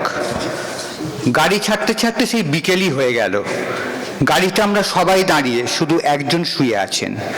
গভীর ঘুম জড়িয়ে গিয়েছে তার চোখে। আর কোনোদিন তিনি জাগবেন না, উঠে দাঁড়াবেন না। তিনি কমরেড অতুল প্রসাদ মজুমদার। অতুল প্রসাদ বলতেন, দিনের সবচেয়ে সুন্দর সময় হলো বিকেল, এই সময় কাউকে বিদায় বলবে না। কিন্তু আমরা তার কথা রাখতে পারিনি। কাল সকালে পাটি মুখপত্রের ভিতরের পাতায় তার চশমা ছাড়া ভাঙাচোরা মুখের ছবি সহ এক কালাম খবর বের হবে, চলে গেলেন পার্টি কমরেড অতুল প্রসাদ মজুমদার। বেশ কিছুদিন ধরে তিনি দুরারোগ্য ক্যান্সার রোগে আক্রান্ত ছিলেন। মৃত্যুকালে তার বয়স হয়েছিল 72 বছর। কমরেড অতুল প্রসাদ দীর্ঘদিন বামপন্থী আন্দোলনের সঙ্গে যুক্ত ছিলেন। আরও দু একটা লাইন হয়তো লেখা হতে পারে। হয়তো শব্দটা এক্ষেত্রে খুব তাৎপর্যপূর্ণ, কারণ কমরেড অতুল প্রসাদ মজুমদার সম্পর্কে কালকের কাগজ প্রয়োজনীয় নীরবতাও পালন করতে পারে।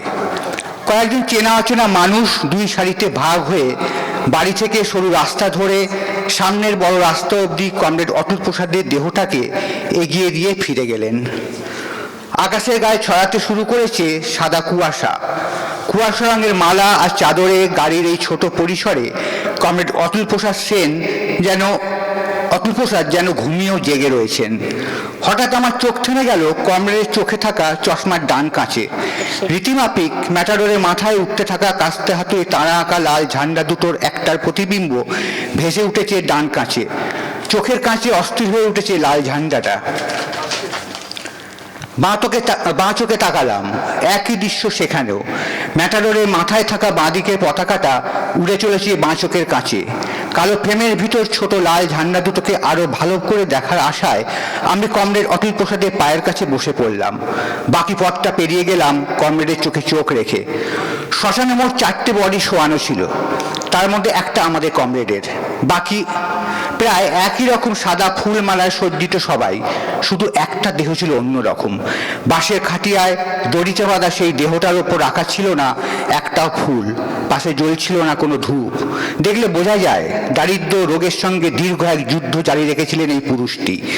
একটু একটু করে শরীর থেকে রক্ত ও মাংস শুকিয়ে শুধু হাড় মজ্জা করটির কাঠামোটাই শেষ পর্যন্ত এখানে এসে থেমেছে। কমরেড অতুল প্রসাদের পাশে থাকা মৃতদেহটি দেখতে দেখতে কমরেডের বলা একটা কথা মনে পড়ে গেল। মৃত্যুকালে ভার শূন্য থাকা পরম সৌভাগ্যের শুধু ফুলমালা নয়, শরীরের ওপর এসে পড়া প্রেম, ভালোবাসা, স্নেহ, মমতা নামক মানবিক বিকলনগুলো থেকেও যদি শরীর মুক্ত থাকে, তবে পশ্চিমে সূর্যের মতো সেই মৃত্যুর দিকেও তাকিয়ে থাকা যায়। কমরেড অতুল প্রসাদ মজুমদার সাম্যবাদী দর্শনে সমাজ ও সময়কে বিচার করতেন। ভালো মন্দ যাই ঘটুক না কেন, তার সূত্র খুঁজতে হেঁটে যেতেন ইতিহাসের দিকে। প্রবল অসুস্থ হয়ে একবার হাসপাতালে থেকেছিলেন কয়েকদিন। একদিন সন্ধ্যের মুখে জেনারেল ওয়ার্ডে তার বেডের সামনে আমি। 3 দিন ওষুধ ইঞ্জেকশনে থাকার পর তখন একটু সুস্থ তিনি। 3 তলার খোলা জানলা দিয়ে আসা শীতের আক্রমণ থেকে বাঁচাতে আমি তার বুকের ওপর টেনে দিচ্ছিলাম সাদা চাদরটা। কমরেড হাত তুলে মানা করলেন। ক্ষণিক থেমে বললেন, মনে করো তো, হাজার হাজার বছর আগে কোনো একটা পাহাড়ের ওপর এক অলৌকিক বিস্ফোরণ হলো। তখন প্রবল শীতের রাত, পাহাড়ের গুহায় ঘুমিয়ে থাকা গুহাবাসীরা সব জেগে উঠল। ভয়ে ভয়ে তারা বেরিয়ে এলো গুহা ছেড়ে। বুঝতে পারলো কোনো এক অদৃশ্য বিপদ ঘনিয়ে আসছে তাদের জীবনে। এই জায়গা নিরাপদ নয় তাদের জন্যে। তারা দেরি করলো না, সমবেত হয়ে হাঁটতে শুরু করলো। শরীরে তাদের সামান্য পরিধেয়, কেউ কেউ বা উলঙ্গ। তারা হাঁটছে, কারো কারো কোলে হাতে কচি বাচ্চা। প্রবল শীতে কুঁকড়ে যাচ্ছে শরীর, তবু তারা হাঁটছে দ্রুত পদক্ষেপে, মনে ভয় নিয়ে এক অজানা ভবিষ্যতের দিকে। হাঁটতে হাঁটতে ক্রমশ উষ্ণ হতে থাকলো তাদের শরীর। ভয় কমে গিয়ে শক্ত হতে থাকলো শরীরের শিরা উপশিরাগুলো। একসময় আকাশে সূর্য উঠল। ততক্ষণে তারা ওই ভয়াল পাহাড়টাকে অনেকটা পিছনে ফেলে এসেছে। কিছুটা চুপ থেকে অতুল প্রসাদ আমার দিকে তাকিয়ে বললেন, ছবিটা কল্পনা করতে পারো? না, আমি ছবিটা কল্পনা করে উঠতে পারিনি। মাঝে মধ্যেই কোনো কোনো ঘটনা, তা সে গুরুত্বপূর্ণ হোক আর না হোক, তার পরিপ্রেক্ষিত বোঝানোর জন্যে কমরেডের এই ইতিহাস ভ্রমণ আমার ভালো লাগতো। মূল ঘটনাটা বুঝতে সাহায্য করত কথাগুলো। গল্প বা ঘটনাগুলো ইতিহাস থেকে তুলে আনতেন নাকি মস্তিষ্ক নিংড়ে বানিয়ে বলতেন, যদিও অনেক সময় আমি বা আমরা তা বুঝতে পারতাম না। এই ঘটনাও ইতিহাস থেকে তুলে আনলেন নাকি ভিটে মাটি ফেলে সীমান্ত পেরিয়ে আসা তার জীবনের ক্ষত পর্ব থেকে ছেঁকে এনে শব্দে বাক্যে নির্মাণ করে শোনালেন, বুঝতে পারিনি আমি। তবে আজ উপলব্ধি করছি, বরফ কঠিন গাম্ভীর্য না থাকলেও তাকে কোনো প্রশ্ন করতে আমার ভয় করত। এই গল্পটা শোনার সময় আমি দূরে ওই বেডের দিকে তাকিয়েছিলাম, যেখানে এক যুবককে সদ্য অপারেশন থিয়েটার থেকে বের করে এনে বেডে শোয়ানো হচ্ছিল।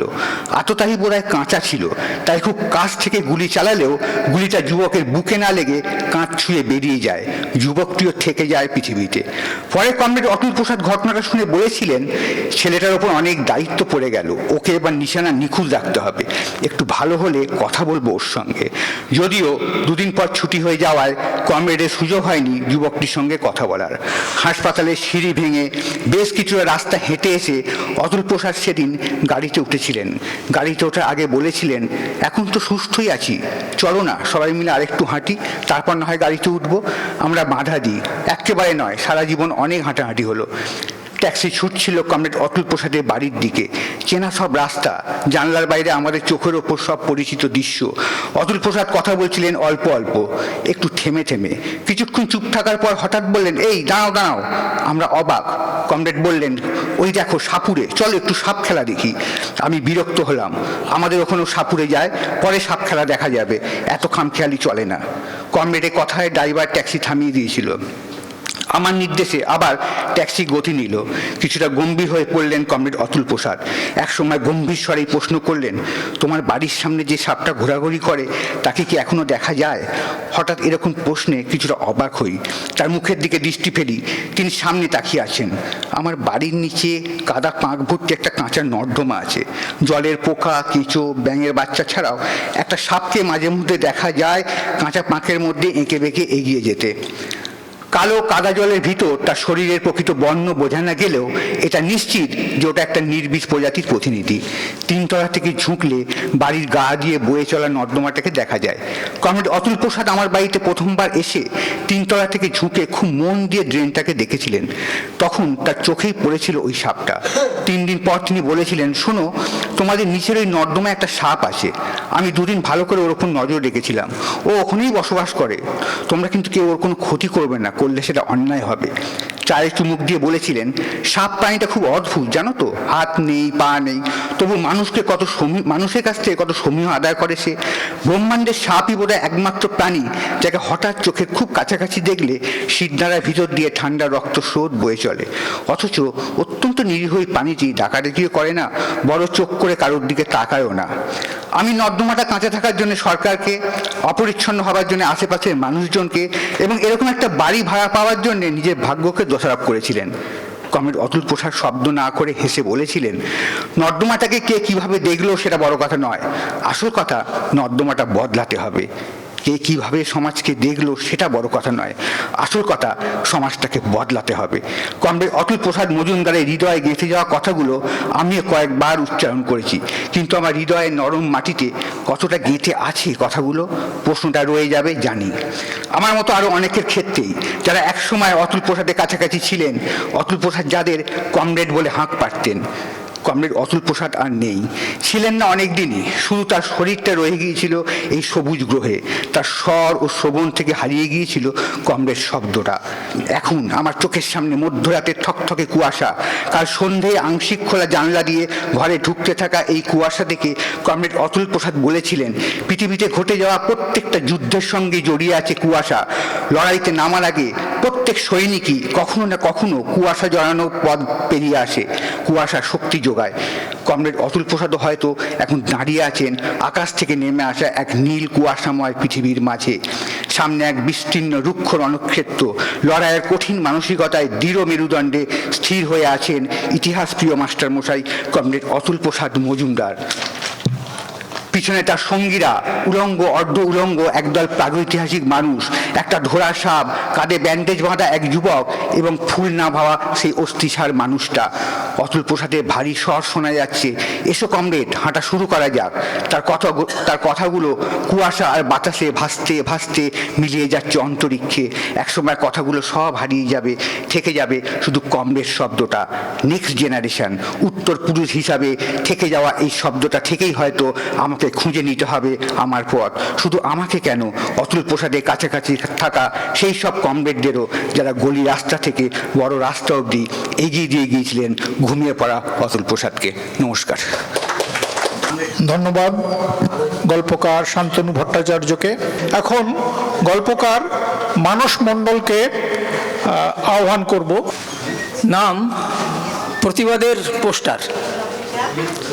প্রণবেশ মান্না বসেছিলেন একটা শতরঞ্চি বিছিয়ে মস্ত কৃষ্ণচূড়া গাছের নিচে, সরকারি লাল প্রসাদের উল্টো দিকে লাল দিঘির গায়ে পাথুরে ফুটপাতের উপরে। মুখে 7-8 দিনের না কামানো পাকা দাড়ি গোঁফ। ইদানিং সপ্তাহে একদিনই কামান, সেই কলেজে পড়া বয়সে যেমন করতেন। এক পাশে একাধিক টিফিন বক্স, সারাদিনের খাবার আনেন। অন্য পাশে খুলে রাখা চটি জোড়া, দৈনিক খবরের কাগজ, 2-1টা বই, শরৎচন্দ্র, কাজী নজরুল। আর তাকে ঘিরে রেখেছে কয়েকটা প্ল্যাকার্ড, দিঘির রেলিংয়ে, পথবৃক্ষের গায়ে। খবরের কাগজে মোটা তুলি আলতায় ডুবিয়ে লেখা সেসব প্ল্যাকার্ড। কোনো সংগঠনের তরফ থেকে প্রতিবাদ সমন্বিত দাবি দাওয়া তুলে ধরা হয়েছে। খুবই ক্লিশে হয়ে যাওয়া সব কথাবার্তা, এই যেমন নারী নিরাপত্তা লুণ্ঠনকারীর ধারাবাহিক বিচারহীনতাকে প্রবল ধিক্কার, গুন্ডা মস্তানদের অবাধ তোলাবাজি ও নিরঙ্কুশ হুমকিরাজ বন্ধ করো। সরকারি পরিষেবা পেতে গেলে নিচ ওপর সর্বত্র ঘুষখড়ি ব্যবস্থার অবসান চাই। জিনিসপত্রের বেলাগাম দাম বৃদ্ধিতে কর্তৃপক্ষের নিষ্ক্রিয়তাকে তীব্র নিন্দা। দলিত আদিবাসী সংখ্যালঘুদের ওপর অনিয়ন্ত্রিত নির্যাতনকে প্রশ্রয়দান বন্ধ করো। ঘোষিত ও গোপন সাম্প্রদায়িকতাকে শতধিক। এসব নিয়ে আজকাল আর কেউ কথা বলে না, কোনো সংগঠন কোনো আন্দোলনও করে না। প্ল্যাকার্ড ঝোলানো এই জায়গাটাই প্রণবেশ মান্না বসেন। দুটো পোস্টার কখনো দু হাতে তুলে ধরেন, কখনো বালি ভরা দুটো কৌটোতে হাতল গুঁজে দাঁড় করিয়ে রাখেন। সাদা কাগজে লাল কালিতে একটাই লেখা, সারা জীবন নিষ্ঠাভরে কাজ করার পর অন্যায় ও অযৌক্তিকভাবে আটকে রাখা পেনশন কবে পাব। অপরটায় লেখা, ভিক্ষা কেন, কর্মহীন মানুষদের হাতে কাজ দাও। দুটিরই তলায় ডান দিকে ছোট করে লেখা, প্রণবেশ মান্না, অবসরপ্রাপ্ত আরও ভূমি সংস্কার বিভাগ। পথ চলতি মানুষজন দেখে, হয়তো পড়ে, দু একজন মোবাইলে ছবি তোলে, দৈবাত কেউ দু চারটে কথাও বলে। কয়েক মাস আগে এক দৈনিকে বেরিয়েছিল তার একটা স্ট্যাম্প সাইজ ছবি আর তার দাবি সম্বলিত এক চিলতে খবর, সরু মার্জিনাল কলামে। সবার চোখে পড়েনি। একদিন এক বয়স্ক ভদ্রলোক এ পথে যেতে গিয়ে থমকে দাঁড়িয়ে গেলেন, এগিয়ে গেলেন কাছে। আচ্ছা, আপনি কি জগৎবল্লভপুরের এক অজ গ্রাম ধানঘেরির প্রণবেশ মান্না? প্রণবেশ একটু চমকে তাকান। আগন্তুক নিচু হয়ে জিজ্ঞেস করেন, ঠিক বলেছি তো? প্রণবেশের ঠোঁটে কি হালকা হাসির আভাস। চোখ তুলে কয়েক সেকেন্ড তাকান, তারপরে হাসি স্পষ্ট করেন। বাদল দাস, গ্রামের শেষ সীমায় বাড়ি, বাবার পেশা হাটে হাটে জুতো সারানো, আর পুজো বা উৎসব এলে ঢাক বাজানো, ঠিক তো? একদমই। কিন্তু এখানে এভাবে অনেক কথা, এই পোস্টারটা পড়ে নে। তুই করে বললাম, কিন্তু তাও তো পড়লাম। পেনশন আটকালো কেন? অফিস কর্তার কোনো কাজে আবার তোর সেই প্রতিবাদ, আর তার ফল? একেবারে ঠিক ধরেছিস।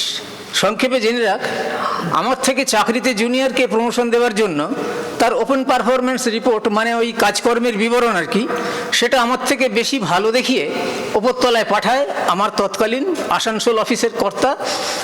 আর আমি তার থেকে চাকরিতে সিনিয়র, বেশি অভিজ্ঞ, বেশি নির্ভুল কাজ করেও খারাপ ওপিআর পেলাম। আসলে সে ছিল সরকারি দলের ধামাধরা। অতএব তার হলো প্রমোশন আর আমার লবডঙ্কা। প্রতিবাদ করলাম, আমার অ্যাসোসিয়েশন ডেপুটেশনও দিল, কিছুই হলো না। এটা তো চরম অন্যায়, বল? সে তো বটেই, উল্টে আমায় বদলি করে দিলে দক্ষিণ চব্বিশ পরগনার প্রত্যন্ত ফলতা বিএলআর অফিসে। বন্ধুদের পরামর্শে কোর্টে গেলাম, জিতলাম, সরকার হাইকোর্টে গেল। একা খরচ করতে করতে একসময় আর পারলাম না। অ্যাসোসিয়েশনও আর বেশি নজর করলো না, হাল ছেড়ে দিলাম। এখন তো সত্যিই পথে বসে গেছি, দেখছিস। আর এই দ্বিতীয় পোস্টারটায় আমার ভাই বোন বা ছেলে মেয়ের বয়সী যারা, তাদের জন্য কেন থাকবে না কর্মসংস্থান? এ তার প্রতিবাদ। তুই সেই একই রকম রয়ে গেলি। তো এইসব প্ল্যাকার্ড, এই রেলিংয়ে, গাছে, বেশ ভালো ভালো কথা, প্রতিবাদের কথা, এখানে কারা লাগিয়েছে? দেখ, তলায় তো ছোট করে লিখে দিয়েছে। হ্যাঁ, দেখছি তো, প্রমা, মানে নতুন কোন সংগঠন, অর্থাৎ প্রকৃত মার্ক্সবাদী। বাদলের এহেন ব্যাখ্যায় দুজনেই খানিক হাসলেন। বাদল চলে যাওয়ার পর ছেলেবেলার গ্রামের কথা প্রণবেশের মনে এলো। বাদলরা তথাকথিত এসসি, একসাথে পড়তো, কিন্তু মিশত অনেক সংকোচ নিয়ে। সেটা ওরা এসসি বলে নয়, সেই বয়সে জাতির বিষ মনকে দূষিত করেনি। তবুও তাকে হাসতে দেখা যেত না প্রায়। তার মা সুন্দরী ছিলেন। প্রণবেশ দেখেছেন, গ্রামের ধনী রায়বাড়ির দুই চাকরিজীবী তুতো ভাই সপ্তাহান্তে কলকাতা থেকে বাড়ি ফিরে রাতে নাকি বাদলদের বাড়িতে যেত। বাদলের বাবার হাতে অনেক অনেক টাকা গুঁজে দিয়ে সেখানে রাত কাটাতো। বড়দের আলোচনা আড়াল থেকে শুনে প্রণবেশ আরও বুঝেছিলেন, রায়বাড়ির লোকজনরা খুব খারাপ, গরিব বলে বাদলদেরও খারাপ করে তুলছে। এটা অন্যায়, কিন্তু সেটা আটকানোর ক্ষমতা তাঁর ছিল না। তবে খাতার একটা পুরো পাতা ছিঁড়ে বড় বড় অক্ষরে লিখেছিলেন, বাদলদের বাড়িতে পাপ কাজ করতে যাবেন না, আপনাদের বিপদ হবে, সাবধান। লুকিয়ে তিনি আর বাদল দুজনে মিলে রায়বাড়ির পেছন দিকের জানলা দিয়ে ঘরের মধ্যে সে কাগজটা ফেলতে গিয়েছিলেন, কিন্তু পড়ে গেলেন পাড়ার মুদি দোকানদার গোবিন্দ বাগের চোখে। খুব ভয় পেয়ে গেছিলেন ওরা দুই বন্ধু। গোবিন্দ কাকা কাগজটা কেড়ে নিয়ে পড়েছিল, তারপরে ভালো কাজ বলে তারিফ করে রায়বাড়িতে সেটা ফেলতেই উৎসাহ দিয়েছিল। রায়বাড়িতে ভয় ধরানো উড়ো কাগজ পড়ার ঘটনাটা কিভাবে যেন তখন গ্রামে খুব রটে গেছিল, আর তারপর থেকে রায়বাড়ির দুই গুণধরের নোংরামি বন্ধ হয়েছিল। প্রণবেশের পোস্টার দুটো বালি ভরা কৌটোয় গুঁজে দাঁড় করানো ছিল। ছেলেবেলার কথা মনে আসায় কতটা সময় কেটে গেল। চারপাশে চলমান মানুষজন এবার বাড়ি অভিমুখে। চৈতালিও এসে গেছেন, এবার সব কিছু গুছিয়ে নিয়ে তাকেও বাড়ি ফিরতে হবে। চৈতালি তাঁর স্ত্রী, পিত্রালয় উলবেড়িয়া শহরে, পড়তেন দুজনে উলবেড়িয়া কলেজে। ভালোবেসে বিয়ে, তবে মসৃণভাবে হয়নি, হতেও না সে যুগে। প্রণবেশ তখন সবে চাকরিতে, ট্রেনিং চলছিল তার জেলার বাইরে। চৈতালি প্রণবেশের সঙ্গে তার 5 বছরের সম্পর্কের কথা মা বাবাকে বলেছিলেন, তাঁরা পাত্তা দেননি। এক হাই স্কুল শিক্ষকের সঙ্গে তার বিয়ে ঠিক করেছিলেন। সে যুগে সেলফোন ছিল না। চৈতালি প্রণবেশকে উলুবেড়িয়ার এক টেলিফোন বুথ থেকে সবটা জানিয়েছিলেন তার অফিস ফোনে। পরদিনই ছুটে এসেছিলেন প্রণবেশ। চৈতালির বাড়ির সামনে একটা পোস্টার নিয়ে বসে গেছিলেন। তাতে লিখেছিলেন, ভালোবাসাকে ডানা মেলতে দিন, তাকে খুন করতে যাবেন না, খুনের শাস্তি ভয়ঙ্কর। 3 দিন পর চৈতালি এসে প্রায় না খাওয়া প্রণবেশকে ভেতরে নিয়ে গেছিলেন ও 7 দিনের মধ্যে তাঁদের বিয়ে। তবে সেই ডামাডোলে কোনো মতে ট্রেনিং শেষ করে চাকরিতে যোগ দিতে অনেক মেহনত করতে হয়েছিল প্রণবেশকে। দুজনে হাতে হাতে সব জিনিস কটা গুছিয়ে নিয়ে 2টো অ্যাটাচি কেসে ভরে তারা রওনা দিলেন হাওড়া স্টেশনের দিকে। এটাই তাদের নিত্যদিনের রুটিন। ওদিকে হাইকোর্টে প্রণবেশ মান্নার কেস আর ওঠে না, হয়তো আউট অফ লিস্ট হয়ে পড়ে আছে কোন অন্ধকারে। শুনানি হয় না, আর কেস ফাইলে জমে ধুলো। সব প্ল্যাকার্ড পোস্টারও মলিন হয়, ধুলি ধূসরিত হয়ে। প্রণবেশ আবার তার পোস্টার লেখেন নতুন করে। কিছুদিন বাদে বাদে কারা যেন রেলিংয়ে আর গাছগুঁড়িতে আবার টাঙিয়ে দিয়ে যায় নতুন করে লেখা প্ল্যাকার্ড, গণদাবি। মাসের পর মাস কাটে, বছর কাটে, পৃথিবী নিরন্তর ঘুরে চলে আপন কক্ষপথে। প্রণবেশেরও বয়স বাড়ে। লাল দিঘির পাড়ে এখন চৈতালি সকালেও সঙ্গে আসেন রোজ। একা ছাড়তে ভরসা পান না। সারাদিন প্রণবেশের পাশটিতে বসে থাকেন।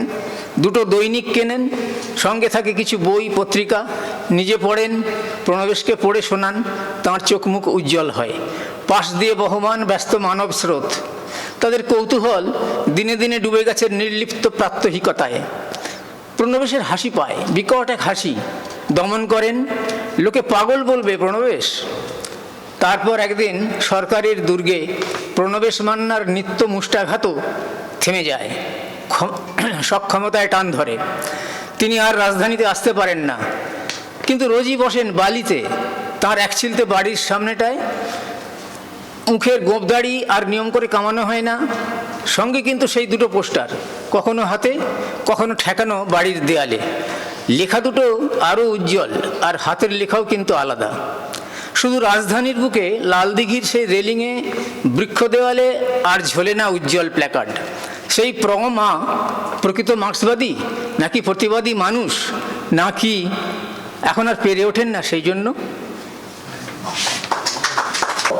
শেষ গল্পকার আসবেন সুপর্ণা গঙ্গোপাধ্যায়। গল্পের নাম পেন। 1, কালো কালি বরাবরই আমার পছন্দ। স্কুলে থাকতে বাধ্য হয়ে নীল কালিতে লিখতে হতো। তারপর থেকে আমার পেনে কালো কালি ছাড়া অন্য কালি জায়গা পায় না। অনেকেই ফাউন্টেন পেন, পার্কার পেন, কত দামি পেন ব্যবহার করেন। আমি বল পয়েন্ট ডট পেনে দেখি, পাতি 10 টাকা দামের। পার্কার টার্কারের মতো এসব দামি পেন গাদাখানেক উপহার হয়ে পড়ে আছে বাড়িতে। না মনে করবেন না তাই বলে আমি একজন লেখক। আমার হিসেব লেখা, ব্যাংকের রসিদ কাটা, মুদিখানার একটা দোকান আছে। বহু লোক তাতে ধারে বাকিতে জিনিস কেনে। তাদের ধারের খাতা আমার পেন তার কালিতে হিসেব ধরে রাখে। এছাড়া একটা আমার পাগলামও আছে ডায়েরি লেখা। আমার বৈচিত্র্যহীন আলুনি জীবনে ডায়েরি একটা বৈচিত্র্য। ডায়েরি চুরি করে পড়ার কেউ নেই, তাই নিশ্চিন্তে ডায়েরি লিখি। আমি লেখক নই বলে শব্দ নিয়ে খেলা করতে পারি না, তাই বলে আমার দৈনন্দিন জীবনের শুধু প্রতিচ্ছবি আমার ডায়েরি তাও নয়, বরং বাস্তবের সঙ্গে কল্পনার একটা অসম মিশেল নিয়ে আমার ডায়েরি নামক জগা খিচুড়ি। 2, আমার সারাদিনই দোকানটায় কাটে। বিকেলের পর দুখুন নামে এক অনাথ ছেলেকে দোকানের দায়িত্ব দিয়েছি। রাত 8টা, খাবার দেরি আছে, ডায়েরি আর পেনটা বার করা হয়নি। ও বলা হয়নি, পেনটা স্কুল ছাড়ার পর থেকে বছর 20 আমার সঙ্গী। কি খুব অবাক লাগছে তো। আসলে ওটা কোন কোম্পানির পেন তা এখন আমার মনেও নেই। ওর রিফিলও আর পাওয়া যায় না। একটা কালিহীন ওর মডেল রিফিল আছে। আমি রিফিল কিনে হয় পেছন কাটি, পেছনের কাগজ গুজি, দাঁত দিয়ে রিফিলের মুখটা নিয়ে নতুনের সঙ্গে অদল বদল করে নিই। একটা পেনের জন্য আমার এই পরিমাণ খাটনিটা খুবই অদ্ভুত, কিন্তু ওটা আমার প্রেজুডিস। এই পেন আমাকে দিয়ে লিখিয়ে নিতে পারে, আর যতক্ষণ না লিখি আমার আরাম হয় না। 3, যেদিনের কথা সেদিন রাতে। বিনু, তুই আবার আমার আলমারিতে হাত দিয়েছিস? মার অত্যন্ত বিরক্ত গলায় আমি চমকে উঠি। তুমি কখন এলে? বাজে কথা না বলে আমার কথার উত্তর দে, মা রাগত স্বরে বলে। কে বাজে বকছে? তো আমি ওগুলো না সরালে তুমি তো আবার ছাইপাশ গিলতে। কেন খাও এসব? আমি গলা চড়াই। তুই জানিস না, তোর বাবাই তো আমাকে ধরিয়েছে। এখন না খেলে আমার পাগল পাগল লাগে। মা মাথা চেপে বসে পড়ে। ওপার বাংলায় দাঙ্গায় বাবা মা বিচ্ছিন্ন হয়ে গিয়েছিল। মাকে পাওয়া যায় একটা রিফিউজি ক্যাম্পে বিধ্বস্ত অবস্থায়। অনেক ডাক্তার দেখিয়েও বাবা মাকে ঠিক করতে পারেনি। বাবা মাকে মেনে নিতে পারলেও মা শারীরিক নির্যাতনের কথা ভুলতেই পারেনি। শেষ পর্যন্ত বাবাও পাগল হয়ে যাচ্ছিল, নিজেও মদ ধরে, মাকেও ধরায়। বাবা চলে গেলেও মা আর মদ ছাড়তে পারেনি। আমি চেষ্টা করেছিলাম, কারণ মায়ের বয়স হচ্ছে, হার্টের রোগ আছে। তাছাড়া মা যেরকম মাতলামি করে, যে অশালীন ভাষায় চিৎকার করে, প্রতিবেশীদের কাছে আমাকে লজ্জিত হতে হয়। টাকা সরিয়ে রেখেও পারলাম না ছাড়াতে। বাড়িতে এক অন্য অশান্তি শুরু হলো।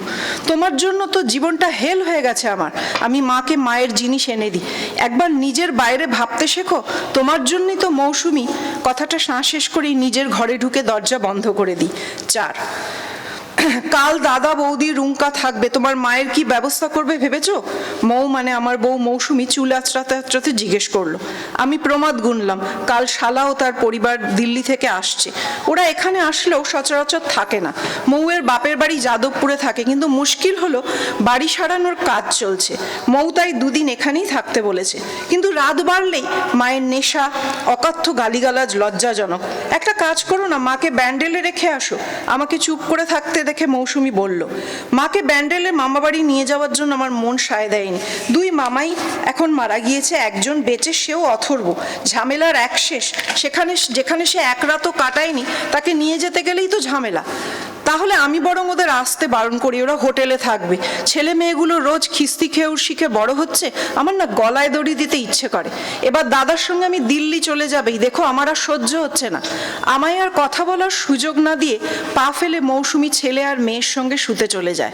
5, ডাক্তারের সঙ্গে কথা বলে মাকে একটু কড়া ডোজের ঘুমের ওষুধের ব্যবস্থা করে দিলাম। মাকে বললাম আজ তাড়াতাড়ি শুয়ে পড়তে। মা কিন্তু রাজি হয়ে গেল। কোনোদিন মাকে আমি এসব সহজে মেনে নিতে দেখিনি। একটু অবাকই হলাম। শুধু মা হাত ধরে বলল, শরীর খারাপ হলে ওষুধটা দিস। দীর্ঘদিন হয়ে গেছে মা মদকে মদ ভাবে না। বাবা ওষুধ শিখিয়েছিল তাই বলে। সন্ধেবেলা চায়ের সঙ্গে ওষুধ গুলে গিয়ে দিয়েছিলাম ডাক্তারের পরামর্শে। অন্য কোনো ওষুধ তো এ সময় নেই, মাকে ভুজুং ভাজুং দিয়ে খাওয়ানো যায় না। অনেকদিন আগেই ডাক্তারের পরামর্শে ঘুমের ওষুধ চালু করার চেষ্টা করেছিলাম, কোনো কাজ হয়নি। মা খেতেই চায় না। তবু 9টার মধ্যে খাওয়া শেষ করে আমি নিজে মাকে শুইয়ে দিয়ে এলাম। আমার শালা ও তার পরিবারের সঙ্গে তার ব্যবহার ছিল স্বাভাবিক। তবুও মৌসুমি কোথাও একটা অস্বাচ্ছন্দ্য বোধ করছিল। মা ঘুমিয়ে পড়ার পর ওকে স্বতঃস্ফূর্ত দেখলাম। আমারও হালকা লাগছিল। ছেলেমেয়েরা হইচই করছিল, আমরা আনন্দের স্বাভাবিক ছন্দে মেতে উঠলাম। রাত প্রায় 12টা। ছেলেমেয়েরা হল্লা করতে করতে ঘুমিয়ে পড়েছে। আমাদেরও 8টা চলছে, একটু সাথে পানাহার। এই মাগি, আমার ওষুধ সরাইছিস, ভাবলি এভাবে মারবি মোরে? এই হারামির বাচ্চা, আমায় ছুলে অনর্থ করব, তোরে নির্বংশ করব। কি উন্মত্ত মূর্তি মায়ের শাড়ির আঁচল লুটোচ্ছে, চুলগুলো ছাড়া, চোখগুলো যেন বেরিয়ে আসছে চাই ঠেলে, উদ্ভ্রান্ত দৃষ্টি। দৌড়ে এসে আমার শালার গলা চেপে ধরেছে। কিছু বোঝার আগেই সব ঘটতে শুরু করেছে। মায়ের এরূপ আমি কখনো দেখিনি। গালিগালাজ করলেও সে কোনোদিনও মারতে ওঠে না। খানিকটা হতস্তম্ভ হয়ে গেছি, দুজনে মিলেও মাকে ছাড়াতে পারছি না। হাত লাগিয়েছে মৌসুমী, তার ভাইয়ের বউ। চিৎকার চেঁচামেচিতে ছেলেমেয়েরা উঠে পড়েছে। মা তীব্র অশ্লীল ভাষায় চিৎকার করছে। আমি নেশার ঘরে দিক বিদিক জ্ঞান শূন্য হয়ে মায়ের মাথা লক্ষ্য করে ফুলদানিটা ছুঁড়লাম। 6। কানের মধ্যে এখনো ঝাঝা করছে, মাথাটা বনবন করে ঘুরছে। দিন দুয়েক একভাবেই বসে আছি, আমার চতুর্দিক ছতিচ্ছন্ন হয়ে গেছে। সেই দিন ফুলদানিটা মায়ের দিকে ছুটতে গিয়ে মৌসুমীর মাথায় আঘাত লাগে। মাথা ফেটে বেশ কিছু স্টিচ পড়েছে। আমার শালার গলা বেশ জোরে লেগেছে। আমার শালা মৌসুমী আর 2 ছেলে মেয়েকে নিয়ে হোটেলে চলে গেছে। তারপর দিনই ট্রেনে দিল্লি। মৌসুমীর কথাটাই আলটিমেট সত্যি হলো। এর মধ্যেই আমি আবার শালার সঙ্গে কথা বলার চেষ্টা করেছিলাম, ও বলেনি, বলেছে পরে বলবে। মৌসুমীর আঘাতটা গুরুতর ছিল, খারাপ কিছু হয়নি, ভাগ্য ভালো। কিন্তু ক্ষত সারতে সময় লাগবে। কিন্তু মনের ক্ষত আদৌ সারবে কি? দীর্ঘদিন জমে জমে মনের আলসার হয়ে গিয়েছে। ছেলে মেয়েগুলো খুবই ভয় পেয়ে গেছে, একমাত্র মায়ের কিছু হয়নি। কিন্তু এই ঘটনার পর মা বুঝতে পেরেছিল নিজের অজ্ঞানতায় এমন কিছু ঘটিয়ে ফেলেছে যা সাংঘাতিক। কিছু খেয়ে নে, শরীর খারাপ করবে। মা খাবারের থালা আমায় এগিয়ে দেয়। আমার আর সহ্য হচ্ছিল না। খাবারের থালাটা ছুঁড়ে দিতে গিয়ে মায়ের মাথায় এবার সত্যিই লাগে, আমার শয়ে দিও। জানি আমার এ রাগ মায়ের ওপর অমূলক, তবু জীবনের যে পর্যায়ে আমি এসে পৌঁছেছি নিজেকে নিয়ন্ত্রণ সম্ভব নয়। আমারে তুই বৃদ্ধাশ্রমে, মা আর শেষ করতে পারে না, কথাটা পড়ে যায়। সত্যি প্রায় প্রত্যেক রাতে মাকে নিয়ে এই ভয়ঙ্কর অশান্তি। বাড়িতে 2 ছেলে মেয়ে, কি কৃষ্টিতা হচ্ছে তাদের। বাবা হিসেবে আমি তাদের একটা সুস্থ পরিবেশও দিতে পারিনি, কিন্তু মাকে বৃদ্ধাশ্রমে রাখবো কি করে? কোনো বাড়ির এক বৃদ্ধা মদ খেয়ে অশালীন গালিগালাজ করছে, এটা মধ্যবিত্ত সমাজের সমস্যা নয়। হ্যাঁ, মাকে মৌসুমীর পরামর্শে আমি রিহ্যাবে পাঠিয়েছি, কিন্তু কোনো লাভ হয়নি। কিছুদিন পর জেকে সেই। তাছাড়া কাউন্সেলিংয়ে মায়ের সমস্যা অত্যন্ত গম্ভীর জানিয়েছেন ডাক্তার। আসলে আমরা নিজেদের সমস্যা নিয়ে ভাবতে ভাবতে ভুলে গিয়েছিলাম আমার মা তো আসলে গণধর্ষণের শিকার এক নারী, যার প্রতিটা মুহূর্ত দুঃস্বপ্নের মতো কেটেছে। তারপর মা স্বল্প শিক্ষিত পূর্ববঙ্গের এক নিম্ন মধ্যবিত্ত পরিবারের মেয়ে। 70-এর দশকের জীবনের মূল্যবোধের সঙ্গে এখনকার কোনো মিল নেই, তবে নির্যাতনের অনুভূতিটা তো একই। আমি অনেক বড় হয়ে শুনেছি। তারপর থেকেই টিভিতে ধর্ষণের খবর শুনলে সরে আসি, খবরের কাগজের পাতা উল্টে ফেলি। আসলে মায়ের শারীরিক নির্যাতন যে আমাদের মানসিক নির্যাতনের কারণ হয়ে উঠবে কে জানতো? কলকাতায় আসার পর মার বাপের বাড়ি, অন্যান্য আত্মীয় স্বজনের সঙ্গে যোগাযোগ বিচ্ছিন্ন হয়ে গিয়েছিল। আমি ছোট বাচ্চা, কিন্তু মায়ের ছন্দহীন জীবনযাত্রা আমাকে প্রভাবিত করত। অনেকদিন মা রান্না করতে বসেই কাঁদতে শুরু করতো, রান্না শেষ করতে পারতো না। না খেয়ে স্কুলে চলে যেতাম, ভাত ডাল পুড়ে যেত, হুঁশ থাকতো না। পোড়া খাবার খেয়েও স্কুলে গেছি। মা কোনোদিন আমাকে পড়িয়েছে বলে মনেই পড়ে না। বাবা অফিস থেকে এসে কখনো পড়াতো, মা রান্না না করলে সেটুকুও করে নিত। ওদের সম্পর্কটা কেমন যেন হয়ে গিয়েছিল। একদিন রাতের বেলা শুয়ে আছি, ঘরের সামনে মাধ্যমিক পরীক্ষা। একটা চাপা কান্নার স্বরে আমি উঠে বসলাম। যদি এটা কোনো নতুন ব্যাপার না, তবু তখন গোপ গজিয়েছে বাবা মায়ের নিভৃত কথোপকথনের দিকে ইচ্ছে করেই কান দিলাম। 7। তোমারে কয়েছি মোরে ছুঁইবা না, ঘৃণা করে। মা ফুপিয়া ওঠে, কেন তুই মোর লগে এমন করতাছিস? আমি তো সব ভুইলা গেছি, মনে রাখিনি। তুই এভাবে জীবনটাকে নষ্ট করতাছিস, নিজের শেষ করছিস, আমারেও। বাবা চিৎকার করে, চুপ করো, চুপ করো, বিনুরে জাগাইবে নাকি? মা কান্না থামিয়ে চাপা গলায় বলে, আমি আর পারতাছি না, তোর জন্য সব জায়গা থেকে তোরে সরাই আনলাম, ভিটে কুটুম সব ছাইলাম, কি পাইলাম? বাবা হাহাকার করে ওঠে, শরীরের যন্ত্রণার থেকে মনের যন্ত্রণা কতখানি তুমি জানো না? মোর শরীরের চেয়ে মন খান কবে মইরা গেছে। কতদিন বলেছি একখান বিয়ে করো। মা আস্তে আস্তে বলল। বাবা উঠে গেল, সম্ভবত দরজা বন্ধের আওয়াজ পেলাম। বসার ঘরে শুতে গেল বোধহয়। আমি ভাবলাম মার জীবনে কি অন্য কোনো দুর্ঘটনা আছে, কিন্তু সেটা কি? তারপর একদিন 8 হাজার দিন কইছি আমার লগে বৈশা থাকবে না, বাবা উত্তেজিত হয়ে বলছিল। আজকাল বাবা অনেক রাত করে বাড়ি ফেরে, মা তাই নিয়ে বোধহয় কিছু বলছিল, তবে বাবাকে এত উত্তেজিত দেখিনি। ঘড়িতে রাত 1টা, আমি আমার ঘরে তন্দ্রা মতো আসছিল, উঠে বসলাম। তোমারে কইছি একখানা বিয়া করো, ওদের বাড়ি যাও কেন? মা কাঁদছিল। বেশ করছি, আর একখানা বিয়ে করি, আর তুই সাধু হয়ে থাক। তোরে নিয়ে জীবনটা ঠিক করতে গেছি, তুই সব আওলায় দেছিস, তোরে শাস্তি দিতে খানকি বাড়ি যামু। বাবা জোরে ফুলদানিটা ফেলে। শাস্তি? আর কত শাস্তি দেবা? মা চিৎকার করে কাটে, তোরে শাস্তি দিছি আমি নাকি বাঁচাই দিছি? বাবা চিৎকার করে, তুমি মোরে বাঁচাইছো নাকি তোমারে আমি? মা হিস হিস করে ওঠে। আমি কাঠ হয়ে বসে আছি। রফিকের লগে আমার কথা হয়েছে। মা হাঁপাচ্ছিল। কি? বাবার গলাটা কি মিয়ে গেল। রফিক কাকা বাবার বন্ধু, বাংলাদেশের দাঙ্গায় সবাই পালিয়ে এসছিল এদেশে, পরে রফিক কাকা ফিরে যায়, এদেশে এলেও আমার বাড়িতে আসে। মা থামেনি, সারাটা জীবন আমারে সন্দেছ রফিকের সঙ্গে পর্যন্ত।